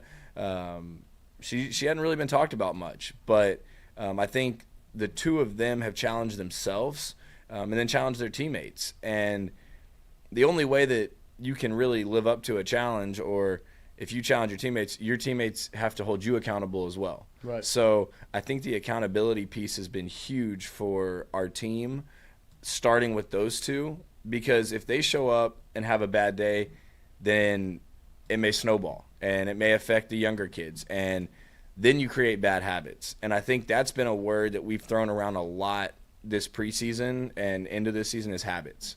And we can't get bored with the process, and you've got to make sure, especially with the 5 new freshmen, that they don't see what's happened the past couple of years. And nothing bad's happened from a standpoint. We've been to 2 Elite Eights, right, but we feel like we want to break through and knock that door down. But we haven't been a great practice team the past 2 years. There's been times where we've taken days off. And so when we start to hit that wall in that second hour of practice, it's like, no, we need the seniors to step up, or the older kids to step up and say, hey, we're not stopping. It might have been a bad couple possessions, but let's fix it right here. So I think the on-court leadership has been very good from those two. And then you've got Kaylin Gilbert, who's back, and then Izzy, who's also a senior. Those two as well have been in the program for a couple years now, and they know what it takes. So it takes everyone to be able to keep this thing rolling, but it starts with those older kids being able to talk to the transfers, being able to talk to the younger kids. So it's been really impressive to see Flaugier and Michaela take that step. And then obviously looking at the transfer portal class, it was headlined by Mylasia Fulwiley. And I think some of the national maybe perspective around it was obviously exciting. It's a huge get, but it was like kind of what you said. There's only one basketball. And the 3-star players from a media perspective would be Flaugier, who's a wing, Michaela, who's a wing, and Mylasia, who's a wing as well. So you have 3 kind of players that need the ball in their hands. And you've seen, at least from my perspective up to this point, really no rip. It's been very free-flowing and smooth, that transition. What have you seen from that perspective? Well, that's another thing that we worked on this summer. We talked as a guard group, guys, there's only one basketball. Right. There's only so many shots we can take a game. So, number one, let's run in transition, because that's going to take away from any half-court sets that we have to run. So if you want to score, we get a rebound, let's go. Get the ball up the floor, and let's score in transition. And I think through our first couple games, we've done a really good job of that. You've seen our guards get in there and rebound a little bit better than years past, get the ball up the floor quick, and run in transition. The other thing that we broke down into the half-court this year is we've got to share the ball. This ISO one-on-one game, cool. We know y'all can all do it, but that's not who we want to be. So we've really put an emphasis on sharing the ball, making the extra pass, passing up good shots for great shots. Now, I actually had this conversation with Simone yesterday during practice. There are times where we've become too unselfish. So one of the stats that we looked at, we obviously chart all our rebounds offensively and defensively, but we missed 41 shots against Georgia Southern. We had 31 offensive rebounds. So we rebounded 76% of our shots. Like, I'd rather us take a good shot than look for an even better shot and then turn it over or take an ill-advised shot late in the shot clock. So we're still working with our guards. Hey, if you come off a ball screen and you've got a good shot, or you come off a pin down screen, or you're open, shoot it. You're never going to get in trouble for taking a shot when you're open. But it's the one pass, contested shots, and 7 dribble step back shot. Like we don't want that. And I think the guards this year, and even our post, they've really just said we don't care about individual accolades. I mean, we've had kids who have won all of them. Malaysia was 6th man of the year last year in the conference. Flage and Michaela have both been freshman of the year in the conference. They've both been put on every watch list. And the thing that we're trying to tell these kids is you keep winning ball games and you finish up towards the top of the SEC standings and you make a run in the tournament, those awards will take care of themselves. But the most important award is that ring. And there's no hiding from it. Flage came in her freshman year and won a national championship. Malaysia won a national championship as a freshman at South Carolina and played for one last year. So we've got kids who have been there. Who else? Kate, I think, was in an Elite Eight last year at Notre Dame. Our team from last year, Gilbert and Michaela Williams, were on the Elite Eight team last year. So we've got kids who have a lot of postseason experience. And I think when you put all the individual stuff aside and say, hey, like, let's just focus on the team this year and not worry about who gets the credit, this thing could be really special. And do you think that from obviously coming off Flage was a freshman when he won a national championship, do you think that time removed from Elite Eight, and it's like we felt like we were good enough to win it, and then you kind of fall short of what the ultimate goal is, and you're one of a handful of schools that can say, at the end of the day, these are probably the 4 schools, the 8 schools that are going to be there. And when you think that Flage takes that experience of what it was to win a national championship and then maybe thinks it's maybe a little easy because you did it the first year you were here as a freshman and now she's in her last year of collegiate basketball, do you think that that's like a learning process she had to go through a little bit that she can pass down? I think it definitely is. I think after winning the national championship her freshman year, I think she did think, oh, this is easy street. This is what we do. I think from a coaching perspective, we had a few new coaches who had never – I mean, when I was at my previous school as a player, we never won an NCAA tournament game. Coach G had never won much in the – I don't know if he had ever won an NCAA tournament game. So you bring in some new coaches who had never won in the NCAA tournament, and then we win a national championship our first year, first or second year. And – so I don't want to say we got complacent because we followed it up with a trip to the Elite Eight against a very good Iowa team. And you look back, though, and you're like, all right, well, if we would have cleaned a few things up throughout the season, maybe the matchups look different. Maybe we're not playing in Albany to go to a Final Four. Maybe we would have gotten the Birmingham region. Like, there's so many little factors that come into play throughout the course of the season that affect the NCAA tournament bracket. And last year, we dropped, I think, 2 of our last 3 games, Alabama and Ole Miss.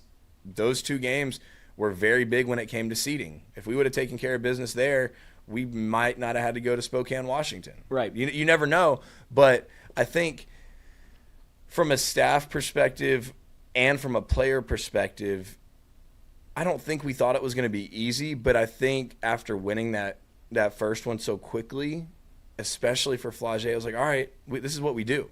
And it's what we want to do. But with that comes daily habits. It comes consistency at practice. It comes with, all right, my body's not feeling great today, but I got to get through that. Everyone's hurting this time of the year. So I think Flagey has really used that really the past 2 years. Year one, her national championship experience as a piece of that team because we had to play her freshman year. But I think these past 2 Elite Eights have really stuck with her. And I think now going into her senior year, she remembers what she felt her freshman year, and now she wants to be the one to lead us to the promised land, so to speak. But taking the experiences from the past 2 years, not quite getting there, and then sharing them with her teammates. And I think adding Malaysia to that, who was there her freshman year at South Carolina and helped that team win a national championship, helped that team get to another national championship game last year. I think all of that, adding Michaela, KG, Kate, and then these new freshmen, these freshmen can play. Right. And the only way they're going to get to the level that we're expecting them to play at is by learning from these older kids. Hey, you may have had 11-11 in your first college game, but go do that against Texas. Go do that against Oklahoma. Like, teams in our conference, like, yeah, the competition's going to get better. But you're not going to get 31 offensive rebounds very often. No. Not in the SEC. You're right. You're exactly right.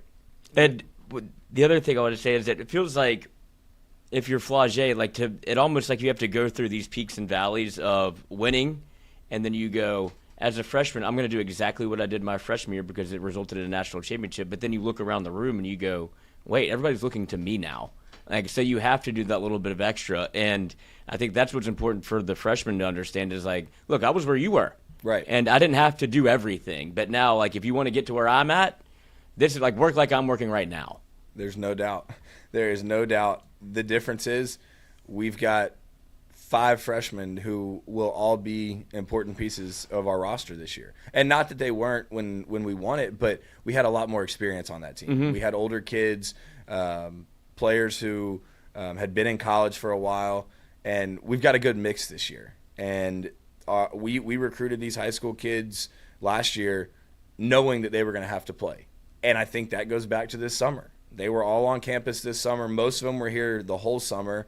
A couple of them were only here for the second half of the summer, dealing with the end of their high school seasons and high school years, rehabbing some small injuries. But those 5 freshmen, they came in hungry. And I think that hunger has made us better every day in practice, because if one of the older kids messes up, okay, you're getting subbed out. There's no more hiding in practice. Right. We have the ability now to play more players because the talent is that much better. We top to bottom, we've got kids that can come in every day and make sure practice is going to be competitive. And it's the same thing in a game. I love this quote from Flagey after the Georgia Southern game. We had put a huge emphasis on backdoor cuts. No one who watches our games can hide from it. We have been beat on too many backdoor cuts this year. We know it. We've worked on it in practice. We will continue to work on it in practice. But going into the Georgia Southern game, as a staff, we said if anyone gets backdoored, they're coming out. Someone else is going in. So Flagey gets beat on a backdoor cut, and in her post-game press conference, she said, guys, I loved everything about the game. I was smiling the whole game. There was even a play I got backdoored on, and I just started walking to the bench, waved at the crowd, and went and sat down. Because that's what we talked about in practice. So, yeah, you made a mistake, but you've got someone else that's going to come in, play a couple minutes, and then you're going right back in. So I think the ability to sub as much as we have and have as much depth as we have is really going to help us down the road. And I think a lot of people see 100 points, think offense. My favorite thing about this team is the way they play defense. Mm-hmm. I mean, Malaysia for Wiley's averaging 4 steals a game right now. And I think as a team, are averaging 17. Yeah. Active around the ball, but playing clean defense as well, like you're saying. A lot of times you're getting beat on the backdoor cuts because you're overly aggressive. Yep. But being able to be aggressive and still sound defensively. What have you seen from this team on the defensive side of the ball, whether it's in practice or in the games, that's made them this good? Well, I think it, once again, goes back to this summer. We talked about it as a staff. Coach Starkey is kind of our defensive coordinator, so to speak. Right. And we have a goal board that we really emphasize. And we did a lot of conditioning this summer, a lot of defensive conditioning without the basketball. Coach Starkey kind of led that up, and it was once a week during the summertime on top of their other strength and conditioning stuff. And it was to make sure we are in good enough shape to play good defense. Right. So kind of diving into our goal board, we want to hold teams under 68 points a game. We did that the first 2 games. We didn't quite get there against Georgia Southern. We want to force 20 turnovers a game. We want to force 10 steals a game. One of our big ones is deflections, 25-plus deflections. And when we start to emphasize that on a daily basis, I mean, we chart deflections in practice. Charges, that's another huge thing. And right. Bella Hines, freshman, has taken 3 this year. We've really put an emphasis on that side of the basketball because we know what we can do offensively. Right. And the efficiency standpoint on offense is what's so scary. I mean, you look at what we're doing, you look at our field goal percentage, you look at the shots that we're taking and the shots that we're making, and then the ones that we miss, we're going and getting the rebounds. So I think we're never going to put offense to the side, but we have put a huge emphasis on the defensive end. Yeah. And the other big stat that we look at, and probably our most important one, is defensive field goal percentage. We want to hold teams under 39.9%. If you hold teams under that, you got a pretty good shot at winning a ball game. And through our first 3 games, we've done that. And I think that just it shows that you care about defense, because we've been able to score the ball the past 4 years. Mm-hmm. I mean, we've been top 5 in scoring, I think, in Power 5 in the past 3-4 years. Defensively, since we won the national championship, those stats have gone down. And Coach Starkey and I have gotten together. Coach Starkey put a presentation together. We put a lot of stats in there: rebounding, steals, turnovers, fouling. Fouling is probably the biggest thing that we have to fix. We have fouled way too much through our first 3 games. Some of that may be we're playing a little bit harder than we thought we would be playing. Right. But now we've got to figure out how to play hard without fouling. We can't keep sending teams to the free throw line. But I think the emphasis that we put on the defensive side of the basketball every day in practice starting this summer, that is going to carry over, because you're forced to carry it over. If you make a mistake, if we're practicing in the PMAC, you're running up the steps of the PMAC and coming right back down and getting back on. Right. So I think being intentional with what we do every day in practice on the defensive side has really been a factor in what you'll see on the court. And I think the other thing is our 5-on-5 every day in practice is very competitive. Right. And coach is trying to figure out who to play. So if you don't show up and play defense every day in practice, you may not be in that starting 5 or that 8-man rotation, 9-man rotation. So we are looking for reasons to not play kids, whereas they're looking for reasons to get on the court. Right. And so I think that's been a fun challenge, is like coach has told them, like, give me a reason not to play you. Get beat on a backdoor cut, you're coming out. Right. We know what you can do offensively. Or go take a charge, make me keep you in the game. So I think that day-to-day challenge, awesome. And then once we get into the games, it's like we have kids looking over to the bench and it's like, all right, I got a deflection there, or I took a charge. Like, and then they're engaged. Right. So you know they're thinking about the stuff that we're looking for. And normally we talk, each player, we want 5 deflections a game. Well, we bump that up to 6. Get your hand on the basketball, and good things happen. You look at Full Wiley through 3 games, I think she's averaging 9 deflections a game. Wow. Okay, someone go catch Lay now, Right. because no one else is close to her. I mean, she had 13 in one of our games. That's the most deflections an individual's had since we got to LSU. Wow. So getting your hand on the basketball is a way to stay on the court. Getting stops on defense, team defense, helping the helper, helping recover. There's so many things that we've thrown into practice early that maybe we haven't thrown in to other teams, because we feel like this team can take it. They're more advanced, and they want to be good defensively, whereas the past couple of years, honestly, it seems like, all right, we'll just outscore everyone. Right. And that hasn't worked. So the definition of insanity is doing the same thing over and over and expecting a different result. Well, we've done it the past 2 years, and we haven't gotten to where we want to get. So now it's like, all right, let's put a little bit more emphasis on defense every day, and let's see if that can fix some things. And obviously tonight, a matchup against Charlotte. They're 2-1 on the season with a 1 loss. coming against another SEC opponent. They lost 71-58 to Auburn, but they got a win in their last game against UCF, 66-64. What are some of the challenges they can bring, and what do you want the PMAC to look like tonight in that matchup? Very, very athletic team. We've watched film on them. Very athletic. They rebound the ball very well. I think they've got a player who's leading the country in offensive rebounding. They fly around. They will press a lot. They want to make you look sloppy, turn the ball over, run and jump, zone press. They'll jump to block shots. They don't get back well in transition because they send 5 to the glass. Right. So I think securing rebounds and running is going to be huge for us. I think taking care of the basketball is going to be huge. Not giving them extra possessions by turning it over and not fouling them. I think two of our past 3 games we've fouled 18 to 20 times a game, and that's not being disciplined. Right. Because when you get into conference play, you're not going to be able to – if you foul a team 20 times, you're probably not going to win a game. I mean, you send teams to the line, they're going to be able to knock down free throws.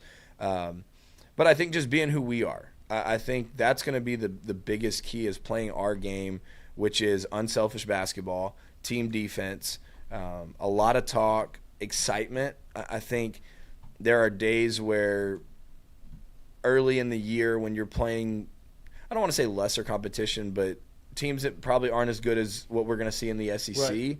You get bored with the process. And we've played a lot of games in a row. We've had a lot of days in a row where we haven't had a day off. We played 3 games last week. We play tonight, and then we'll get a day off tomorrow. So I think these kids' bodies may be a little tired, especially the younger ones, the freshmen who haven't played as many games in such a short period of time. But you know what? No one feels sorry for them. And we don't feel sorry for them as a staff. Like, this is what you came here to do. You came here to play basketball and get an education. So let's make sure. You're going to play basketball and get an education. Exactly. Right. Like, you will get your days off when you need your days off. But I think the level of excitement tonight in the PMAC should be pretty high. The coach at Charlotte, as some may remember from our first year here, was the coach at Jackson State when they came in here, and they gave us a game in the first round of the NCAA tournament. They played their butts off, and if it wasn't for a last kind of 2-minute run, we may have been a 3-14 upset that we weren't expecting. So she can coach. She's got athletes on that team, and we will fully expect a battle tonight. Yeah. And we keep them in the game by turning the ball over, by fouling, by playing sloppy. We'll look up in the fourth quarter and we may have a game. But I really think if we do what we're supposed to do tonight, take care of the ball, share the ball, play together, play solid defense without fouling and rebound, I think we're going to be just fine. But I'll also say this. I want the PMAC to be packed. It's that time of year. The weather's changing. We play an indoor sport. 7 o'clock. We moved a lot of our non-conference games to 7 o'clock because it's hard for people to get to our 6 o'clock games with getting off work. So a lot of 7 o'clock games. Our crowds have been great. Our student section has been phenomenal. Yeah. And that's one thing that I take personally, as Lloyd knows from starting year 1 with the balcony Bengals, who were the first 6 kids in our student section. I really have tried to, with marketing and with every other resource on campus, to build that thing, and through 2 because you get games, it. Yeah, right. Like I was a student once, right? In high school and college, and I care about that stuff, and I think because it matters. It does, and the amount of opposing coaches who have commented on our student section, including this coach at Jackson State, she thought we were pouring in crowd noise because it was so loud in that NCAA tournament game. So maybe football. Yeah. Do you secretly kind of like when LSU football's bad? Because well, I'm just saying. I mean, you said they give some we kind of turn the page. The PMAC better be packed. I hate to see that. I want our football team to be good. I really do, because when football at LSU is good, everything else seems to be good at LSU, and it hasn't been the type of year I think we had all hoped for. Right. It's been craziness around here. It's a fucking flop. Well, I'm not going to go into that much detail with football, but I will say this. Football is the backbone of this state. Yeah. And I've learned that. I mean, I went to Texas, and football was important, but it wasn't what it is here. Right. And there's other schools where it's not what it is at LSU. And I've learned that through the past couple weeks. It seems like it's been a year, but it's been like 2 weeks. But I will say that we are thankful for what we have at LSU, because there's other programs, women's basketball programs across the country that don't get what we get. Yeah. And the fact that we get to walk into a PMAC and have our season tickets sold out and have a great student section and have all the resources that we have, I think that's a testament to our administration. I think it's a testament to Coach Mulkey fighting for our team and for our program and fighting for this state, because one thing she came back to do was put a light on this campus and clean things up around here. Yeah. And I think she's done a great job of doing that. And she's going to continue to fight those battles. I think with Verge coming in to be our new athletic director, I'm excited for him. I think he was actually supposed to be our sports administrator this year on our team. I think that's kind of shifted.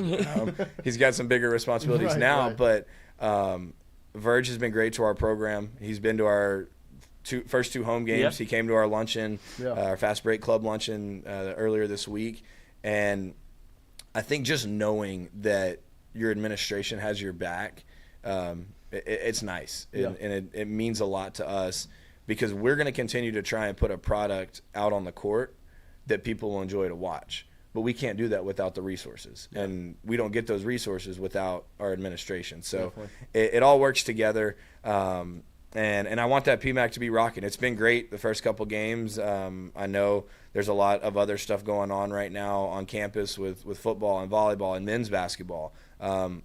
But we got to fill that arena too. Yep. I went to the game against UNO the other night. I went to their opener against Tarleton, and there needs to be more fans there. Coach McMahon's busting his butt. Busting his butt to put a team together that is competitive, and they are. They're playing hard. They're playing good basketball, but they deserve a good crowd too. Yep. So I know fans have a lot to do during the week, but we only get so many home games. Right. And that Def Dome needs to be the Def Dome again.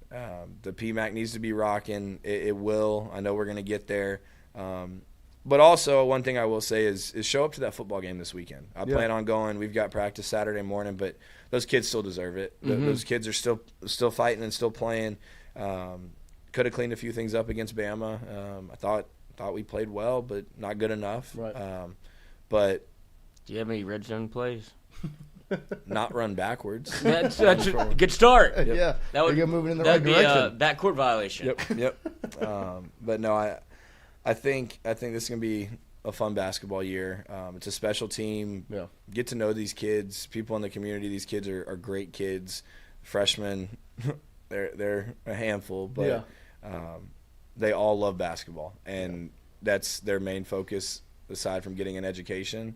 Those two things, and that's what's made this so enjoyable so far. Right. And if we can keep that and keep the unselfishness out of the locker room and the drama out of the locker room, I think we're going to look up in February and March and be in a position to make another run this year. Yeah. No, I agree. I'm very excited. It's fun. This has been a beacon of hope. Yes. Between you and Jay Johnson. We have to have something. And that's why you should be in the PMAC tonight, 7 p.m., LSU versus Charlotte. Show up, show out as the Tigers look to move to 4-0 tonight.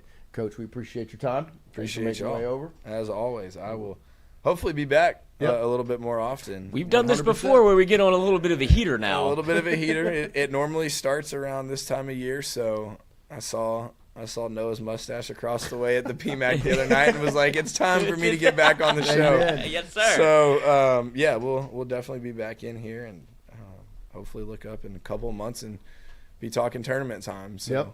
Hey, man, we appreciate you. We'll talk to you again soon. Yes, sir. And we'll take a quick break and be right back after this.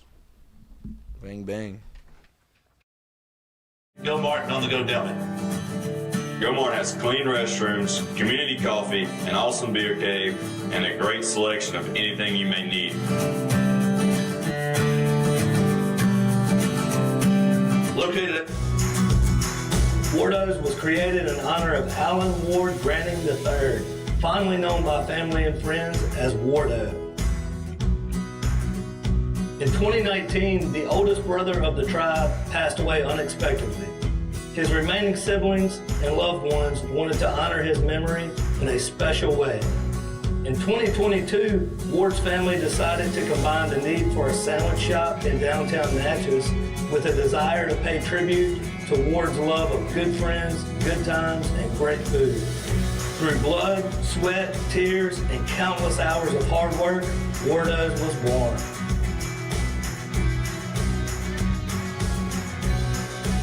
So go visit Wardo's today at 309 North Broadway Street in Natchez, where the po' boys are so good, you'll swear you're in Cajun country.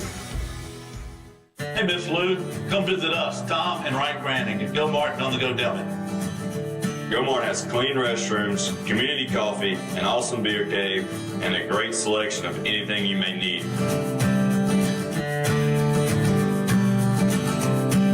Located at the corner of Highland Boulevard and Highway 61 South in Natchez. Also stop by Wardo's Po' Boys at 309 North Broadway on the beautiful Natchez Bluff. Where everyone is family.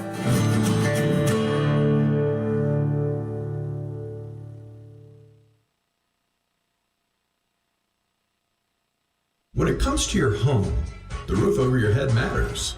At CAS Roofing, we don't just install shingles, we build peace of mind. With years of experience and a commitment to craftsmanship, our team shows up on time, gets the job done right, and treats every project like it's our own home.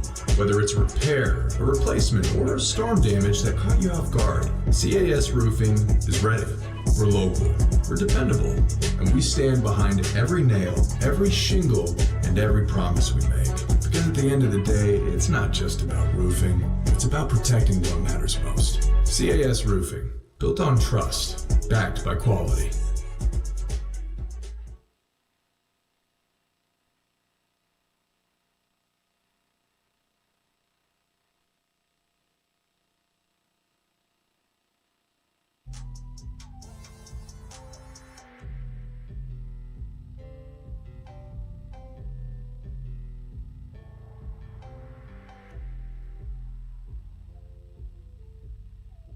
All right, welcome back as we close it out this morning past 9 a.m. So I don't want to hear anything about the late starts when we keep it rolling for 2 whole hours. Shout out to JD this morning for his time talking some LSU football with us. And, of course, Joe Schwartz, Coach Schwartz, making his way into the studio previewing this team, getting us all excited about LSU women's basketball. It's hard not to be. It is a very talented team, and depth really is like the best thing in basketball. They're good because not only does it keep everybody fresh and out of foul trouble, in practice, when you have 10 that can go, then practice is like it's literally a game, right? You know, and so the way that they're like the way that he broke down how they're competing for like yes, we're not looking for reasons to play you. We're looking for reasons to take you out. Yeah. Because the next and one you is know ready. what they are. And right. It's like, shit. Yeah. Hand up. All right. So, see y'all. Now, I'm excited to watch them just keep on rocking and rolling. And it continues tonight against Charlotte, who is, like you said, a very good basketball team. I mean, I would imagine, not to put the cart before the horse. But when you see an LSU baseball national championship ring and you see the new designs, you're like, I would like to get a new one. Oh, I would love one of those. Yeah, now they're making little necklaces. So, if you're free tonight, be in the PMAC. I know Brian Burgess is going to be there. With Carl his sister. Dunn says he's going to try to be there. I'll be working. Mic'd up 6 to 8. Mic'd up 6 to 8. Watch Mic'd up while in the PMAC. Yes. It's the best way to spend your Wednesday evening. Because we'll be watching basketball while we do Mic'd up, Of so you course. might as well do 1 for 1 to trade. There it is. So, we appreciate all of you hanging out Ask with us Mikey this and morning. Mitch. We're going to connect athletically, see if we can get back on a roll here. We rolled yesterday, did we not? We did. But Yes. a win streak doesn't start until you get the second one. Right, and embarrassing. Embarrassing Monday. To put another notch. I don't get it. Sometimes right. some of these all kinetic. good. Yeah. It's all good. Here we go. Home run apple. All right. Green Monster. McCovey Cove. Monument Park. All things that are features at ballparks. There you go. You've got the Maple Leafs, the Oilers, the Canucks, and the Patriots? The Buckskin. The Jet. The Jet. Then you've got Heat check. Yep. Buckskin. Sunscreen. I don't know what this is. Whoa. What is I'm buckskin? figuring it out here. So you've got. I know what a heat check is. Ivy, Patriot, Missouri Valley, Sunbelt. Leagues, conferences. Mm-hmm. I was more concerned about this. I don't know what this is. The Heat, the Suns, the Magic, and the Bucks. Ah. Yeah. Bang. Nice. Buckskin. Buckskin. Some of that buckskin. Now listen here. Buckskin. I got that buckskin. What are you saying that with? Let's do some trivia. Let's do some trivia. Stay hot, stay hot, stay hot, stay hot, stay hot. Getting there nice and deep fried with the buckskin. That is disgusting. What you're doing over there into that microphone. Stop it. Cut it out. Make it stop. Buckskin.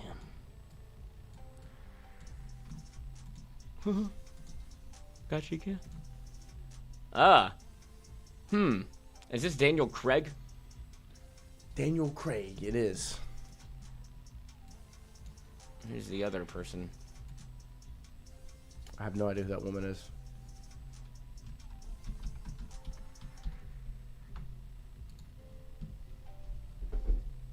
Penelope Cruz. Oh. Johnny L. Goodson says. That is true. Nice. She is, I believe, What is she in? Below. And she's an absolute terror. Gets him arrested. An absolute terror. Yeah, it's just not. That's a bad scene. Like we gotta. It's really frustrating whenever you know what I do for a living and you're acting like this, and we're gonna get in trouble, and I'm gonna have to go to jail. Like, let's not do this. We don't have to. We can just get home. Joe Webb. The Ravens? Started a playoff game. Nope. NFC North would be Joe Webb. I remember Joe Webb. who's in the NFC North? You tell me, and I'll tell you who Joe Webb. Packers, the Vikings, the Lions, Vikings. and the Steelers. Not Steelers. NFC. Bears? Bears. Is it the Bears? Bears. I believe. No, I think you said Vikings. I think it's Vikings. Vikings sounds right. I was a It's Joe. not the Bears. He did play for the Ravens. I was a Joe Webb guy. I trust your Vikings pick. That sounds right. Yeah, the Vikings. I knew it. I watched him play in college one time. I was like, if he puts it together. Then he was running down on kick. He was a quarterback. I was like, Love that. Maybe he didn't put it together. Love that. Yeah. Ryan Perrilloux, not. That's Spurs. actually Kelvin Shepard, Spurs. Yep. Hmm. This Russian center totaled over 400 assists for the Capitals. I don't know a single hockey stat. Me neither. I don't know Like, a just single- have totally missed it. Yep, but I can't stand when these questions come up because There's no way for me to I know. have no, there's like literally no. I just have to sit here and wait for Johnny L. Goodson. and Brian Burgess to just go ahead and put it in the chat because I couldn't even throw a name at you. I don't know who what a Russian center would be. Like, It spells it weird, too. well, that's Vladimir just- Putin. See, Okay, I almost yep, see, put- I almost I would have. believed you. He did play some hockey. You literally beat up Gretzky. Yeah, like, like, I don't literally. know, dude. I can throw a couple names at you. I can give you Gretzky, Ovechkin, and Crosby, and that's about all I can give you. I can't name another. Those are the three that I can tell you. I'm hard pressed to, like, I'm looking and. Sidney Crosby, Yeah, no Wayne help. Gretzky, Yeah. Alex Ovechkin. That's it. That's the list. Cooked. Okay, Evgeny Kuznetsov. that guy. Sure. Bang. Okay, there you go. Nice. Chase Bank has the Chase Arena is not the Lakers. It's not the Clippers. Kings. Is it the Warriors' new arena? Because it's not Oracle anymore. I know, but it should be. It should still be Oracle. I think it's the Warriors. Because I don't think it's the. Is it the Kings? I wouldn't know. It is. I think it's the Warriors because it's not Oracle, and I think Chase has the rights to the Warriors arena. Yeah. Yeah. I hate the Oracle was the Roracle, dude. Roracle. It was real. That's why I can't stand when you change stuff like that. Like, you have something good. Well, it's not how it works, but that's how dumb we are. I know, but we're Staples Center, the Crypto.com arena, right? Shut up. And we're like, just keep it the way it is. Just leave no, I bought this. I don't care. I'm putting my name on it. No, it's still Staples. The Caesar Superdome. Is it? Yeah. Oh, yeah. Because Mercedes-Benz is the Falcon Stadium now. Yeah. See, whatever. Yeah, Oracle. This pizzeria chain typically has a 1970 style. Was it Mellow Mushroom? It is. Fire. Love Mellow Mushroom. Fire. Did not understand it when I was taken there as a child. What Mellow Mushroom, I just knew it was good pizza. Then I realized as I got older, I was like, oh, this is like drugs. Yeah. Sick. And the tea. I'm sure. I mean, you've never had it because it is. It will fuck you up. I have never had it. That is true. And then they used to do karaoke on Wednesday nights. Uh-huh. It will fuck you up. It was fun. It turned into this pseudo club. We were like, okay. I didn't know we were getting down Mellow this. Yeah, it was. And then they do trivia too. I don't know what happened to Mellow Mushroom. Did they just close it? The one going Burbank? Is that not what Chiba Hut is now? No, it's not on Burbank. Where it's on next to Uview, over there. I don't know what they did. East Boyd. I mean, they changed it to something. Something is there. I went to a Mellow Mushroom in Pensacola. The one across the street from Sonic, whatever that is. Right there. I could walk there. Well, this is called Seventh Heaven, according to the chat. Let me know what happened to Mellow Mushroom. Tell us what happened. But now you have Chiba Hut, which is drug sandwiches. Right. You can get the blunt. Very good. Went last week. It is good. Toasted. Good. We used to go. I mean, we used to get Chiba Hut a lot. Who's we? Remember, me, you, Mikey. Mikey was on a Chiba Hut kick. What is this? The 2002 rom-com. Grossed over $300 million to feature a recurring gag in which the father of the bride believes Windex can cure any. What is it? What? My Big Fat Greek I Wedding. walked out of this movie. I've never walked out of a movie. It was me. I was 10, 11. Me, Dad, Mom, and she got to pick a movie. Yeah. And we were not doing this, and we walked in to go see Signs with Mel Gibson. Great choice. It was awesome. Great decision. He smacks the shit out of him with a baseball bat. This rapper has been featured on 3 #1 hit songs: "Way Too Sexy," "Franchise," and "Havana." Oh, who is it? Give me a second. Sexy Red. No. Way Too Sexy. It feels like it's a girl. No. Trippy Red. Franchise one. It's Young Thug. Young Thug? Yeah, Young Thug. It is Young Thug. Thug, baby. Nice. We did that one. Thank you for the hockey player. And Seventh Heaven. And My Big Fat Greek Wedding.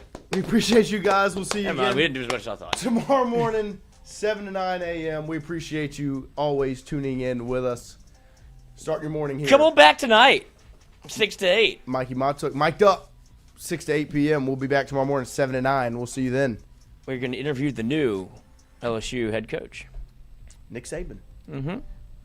Just kidding.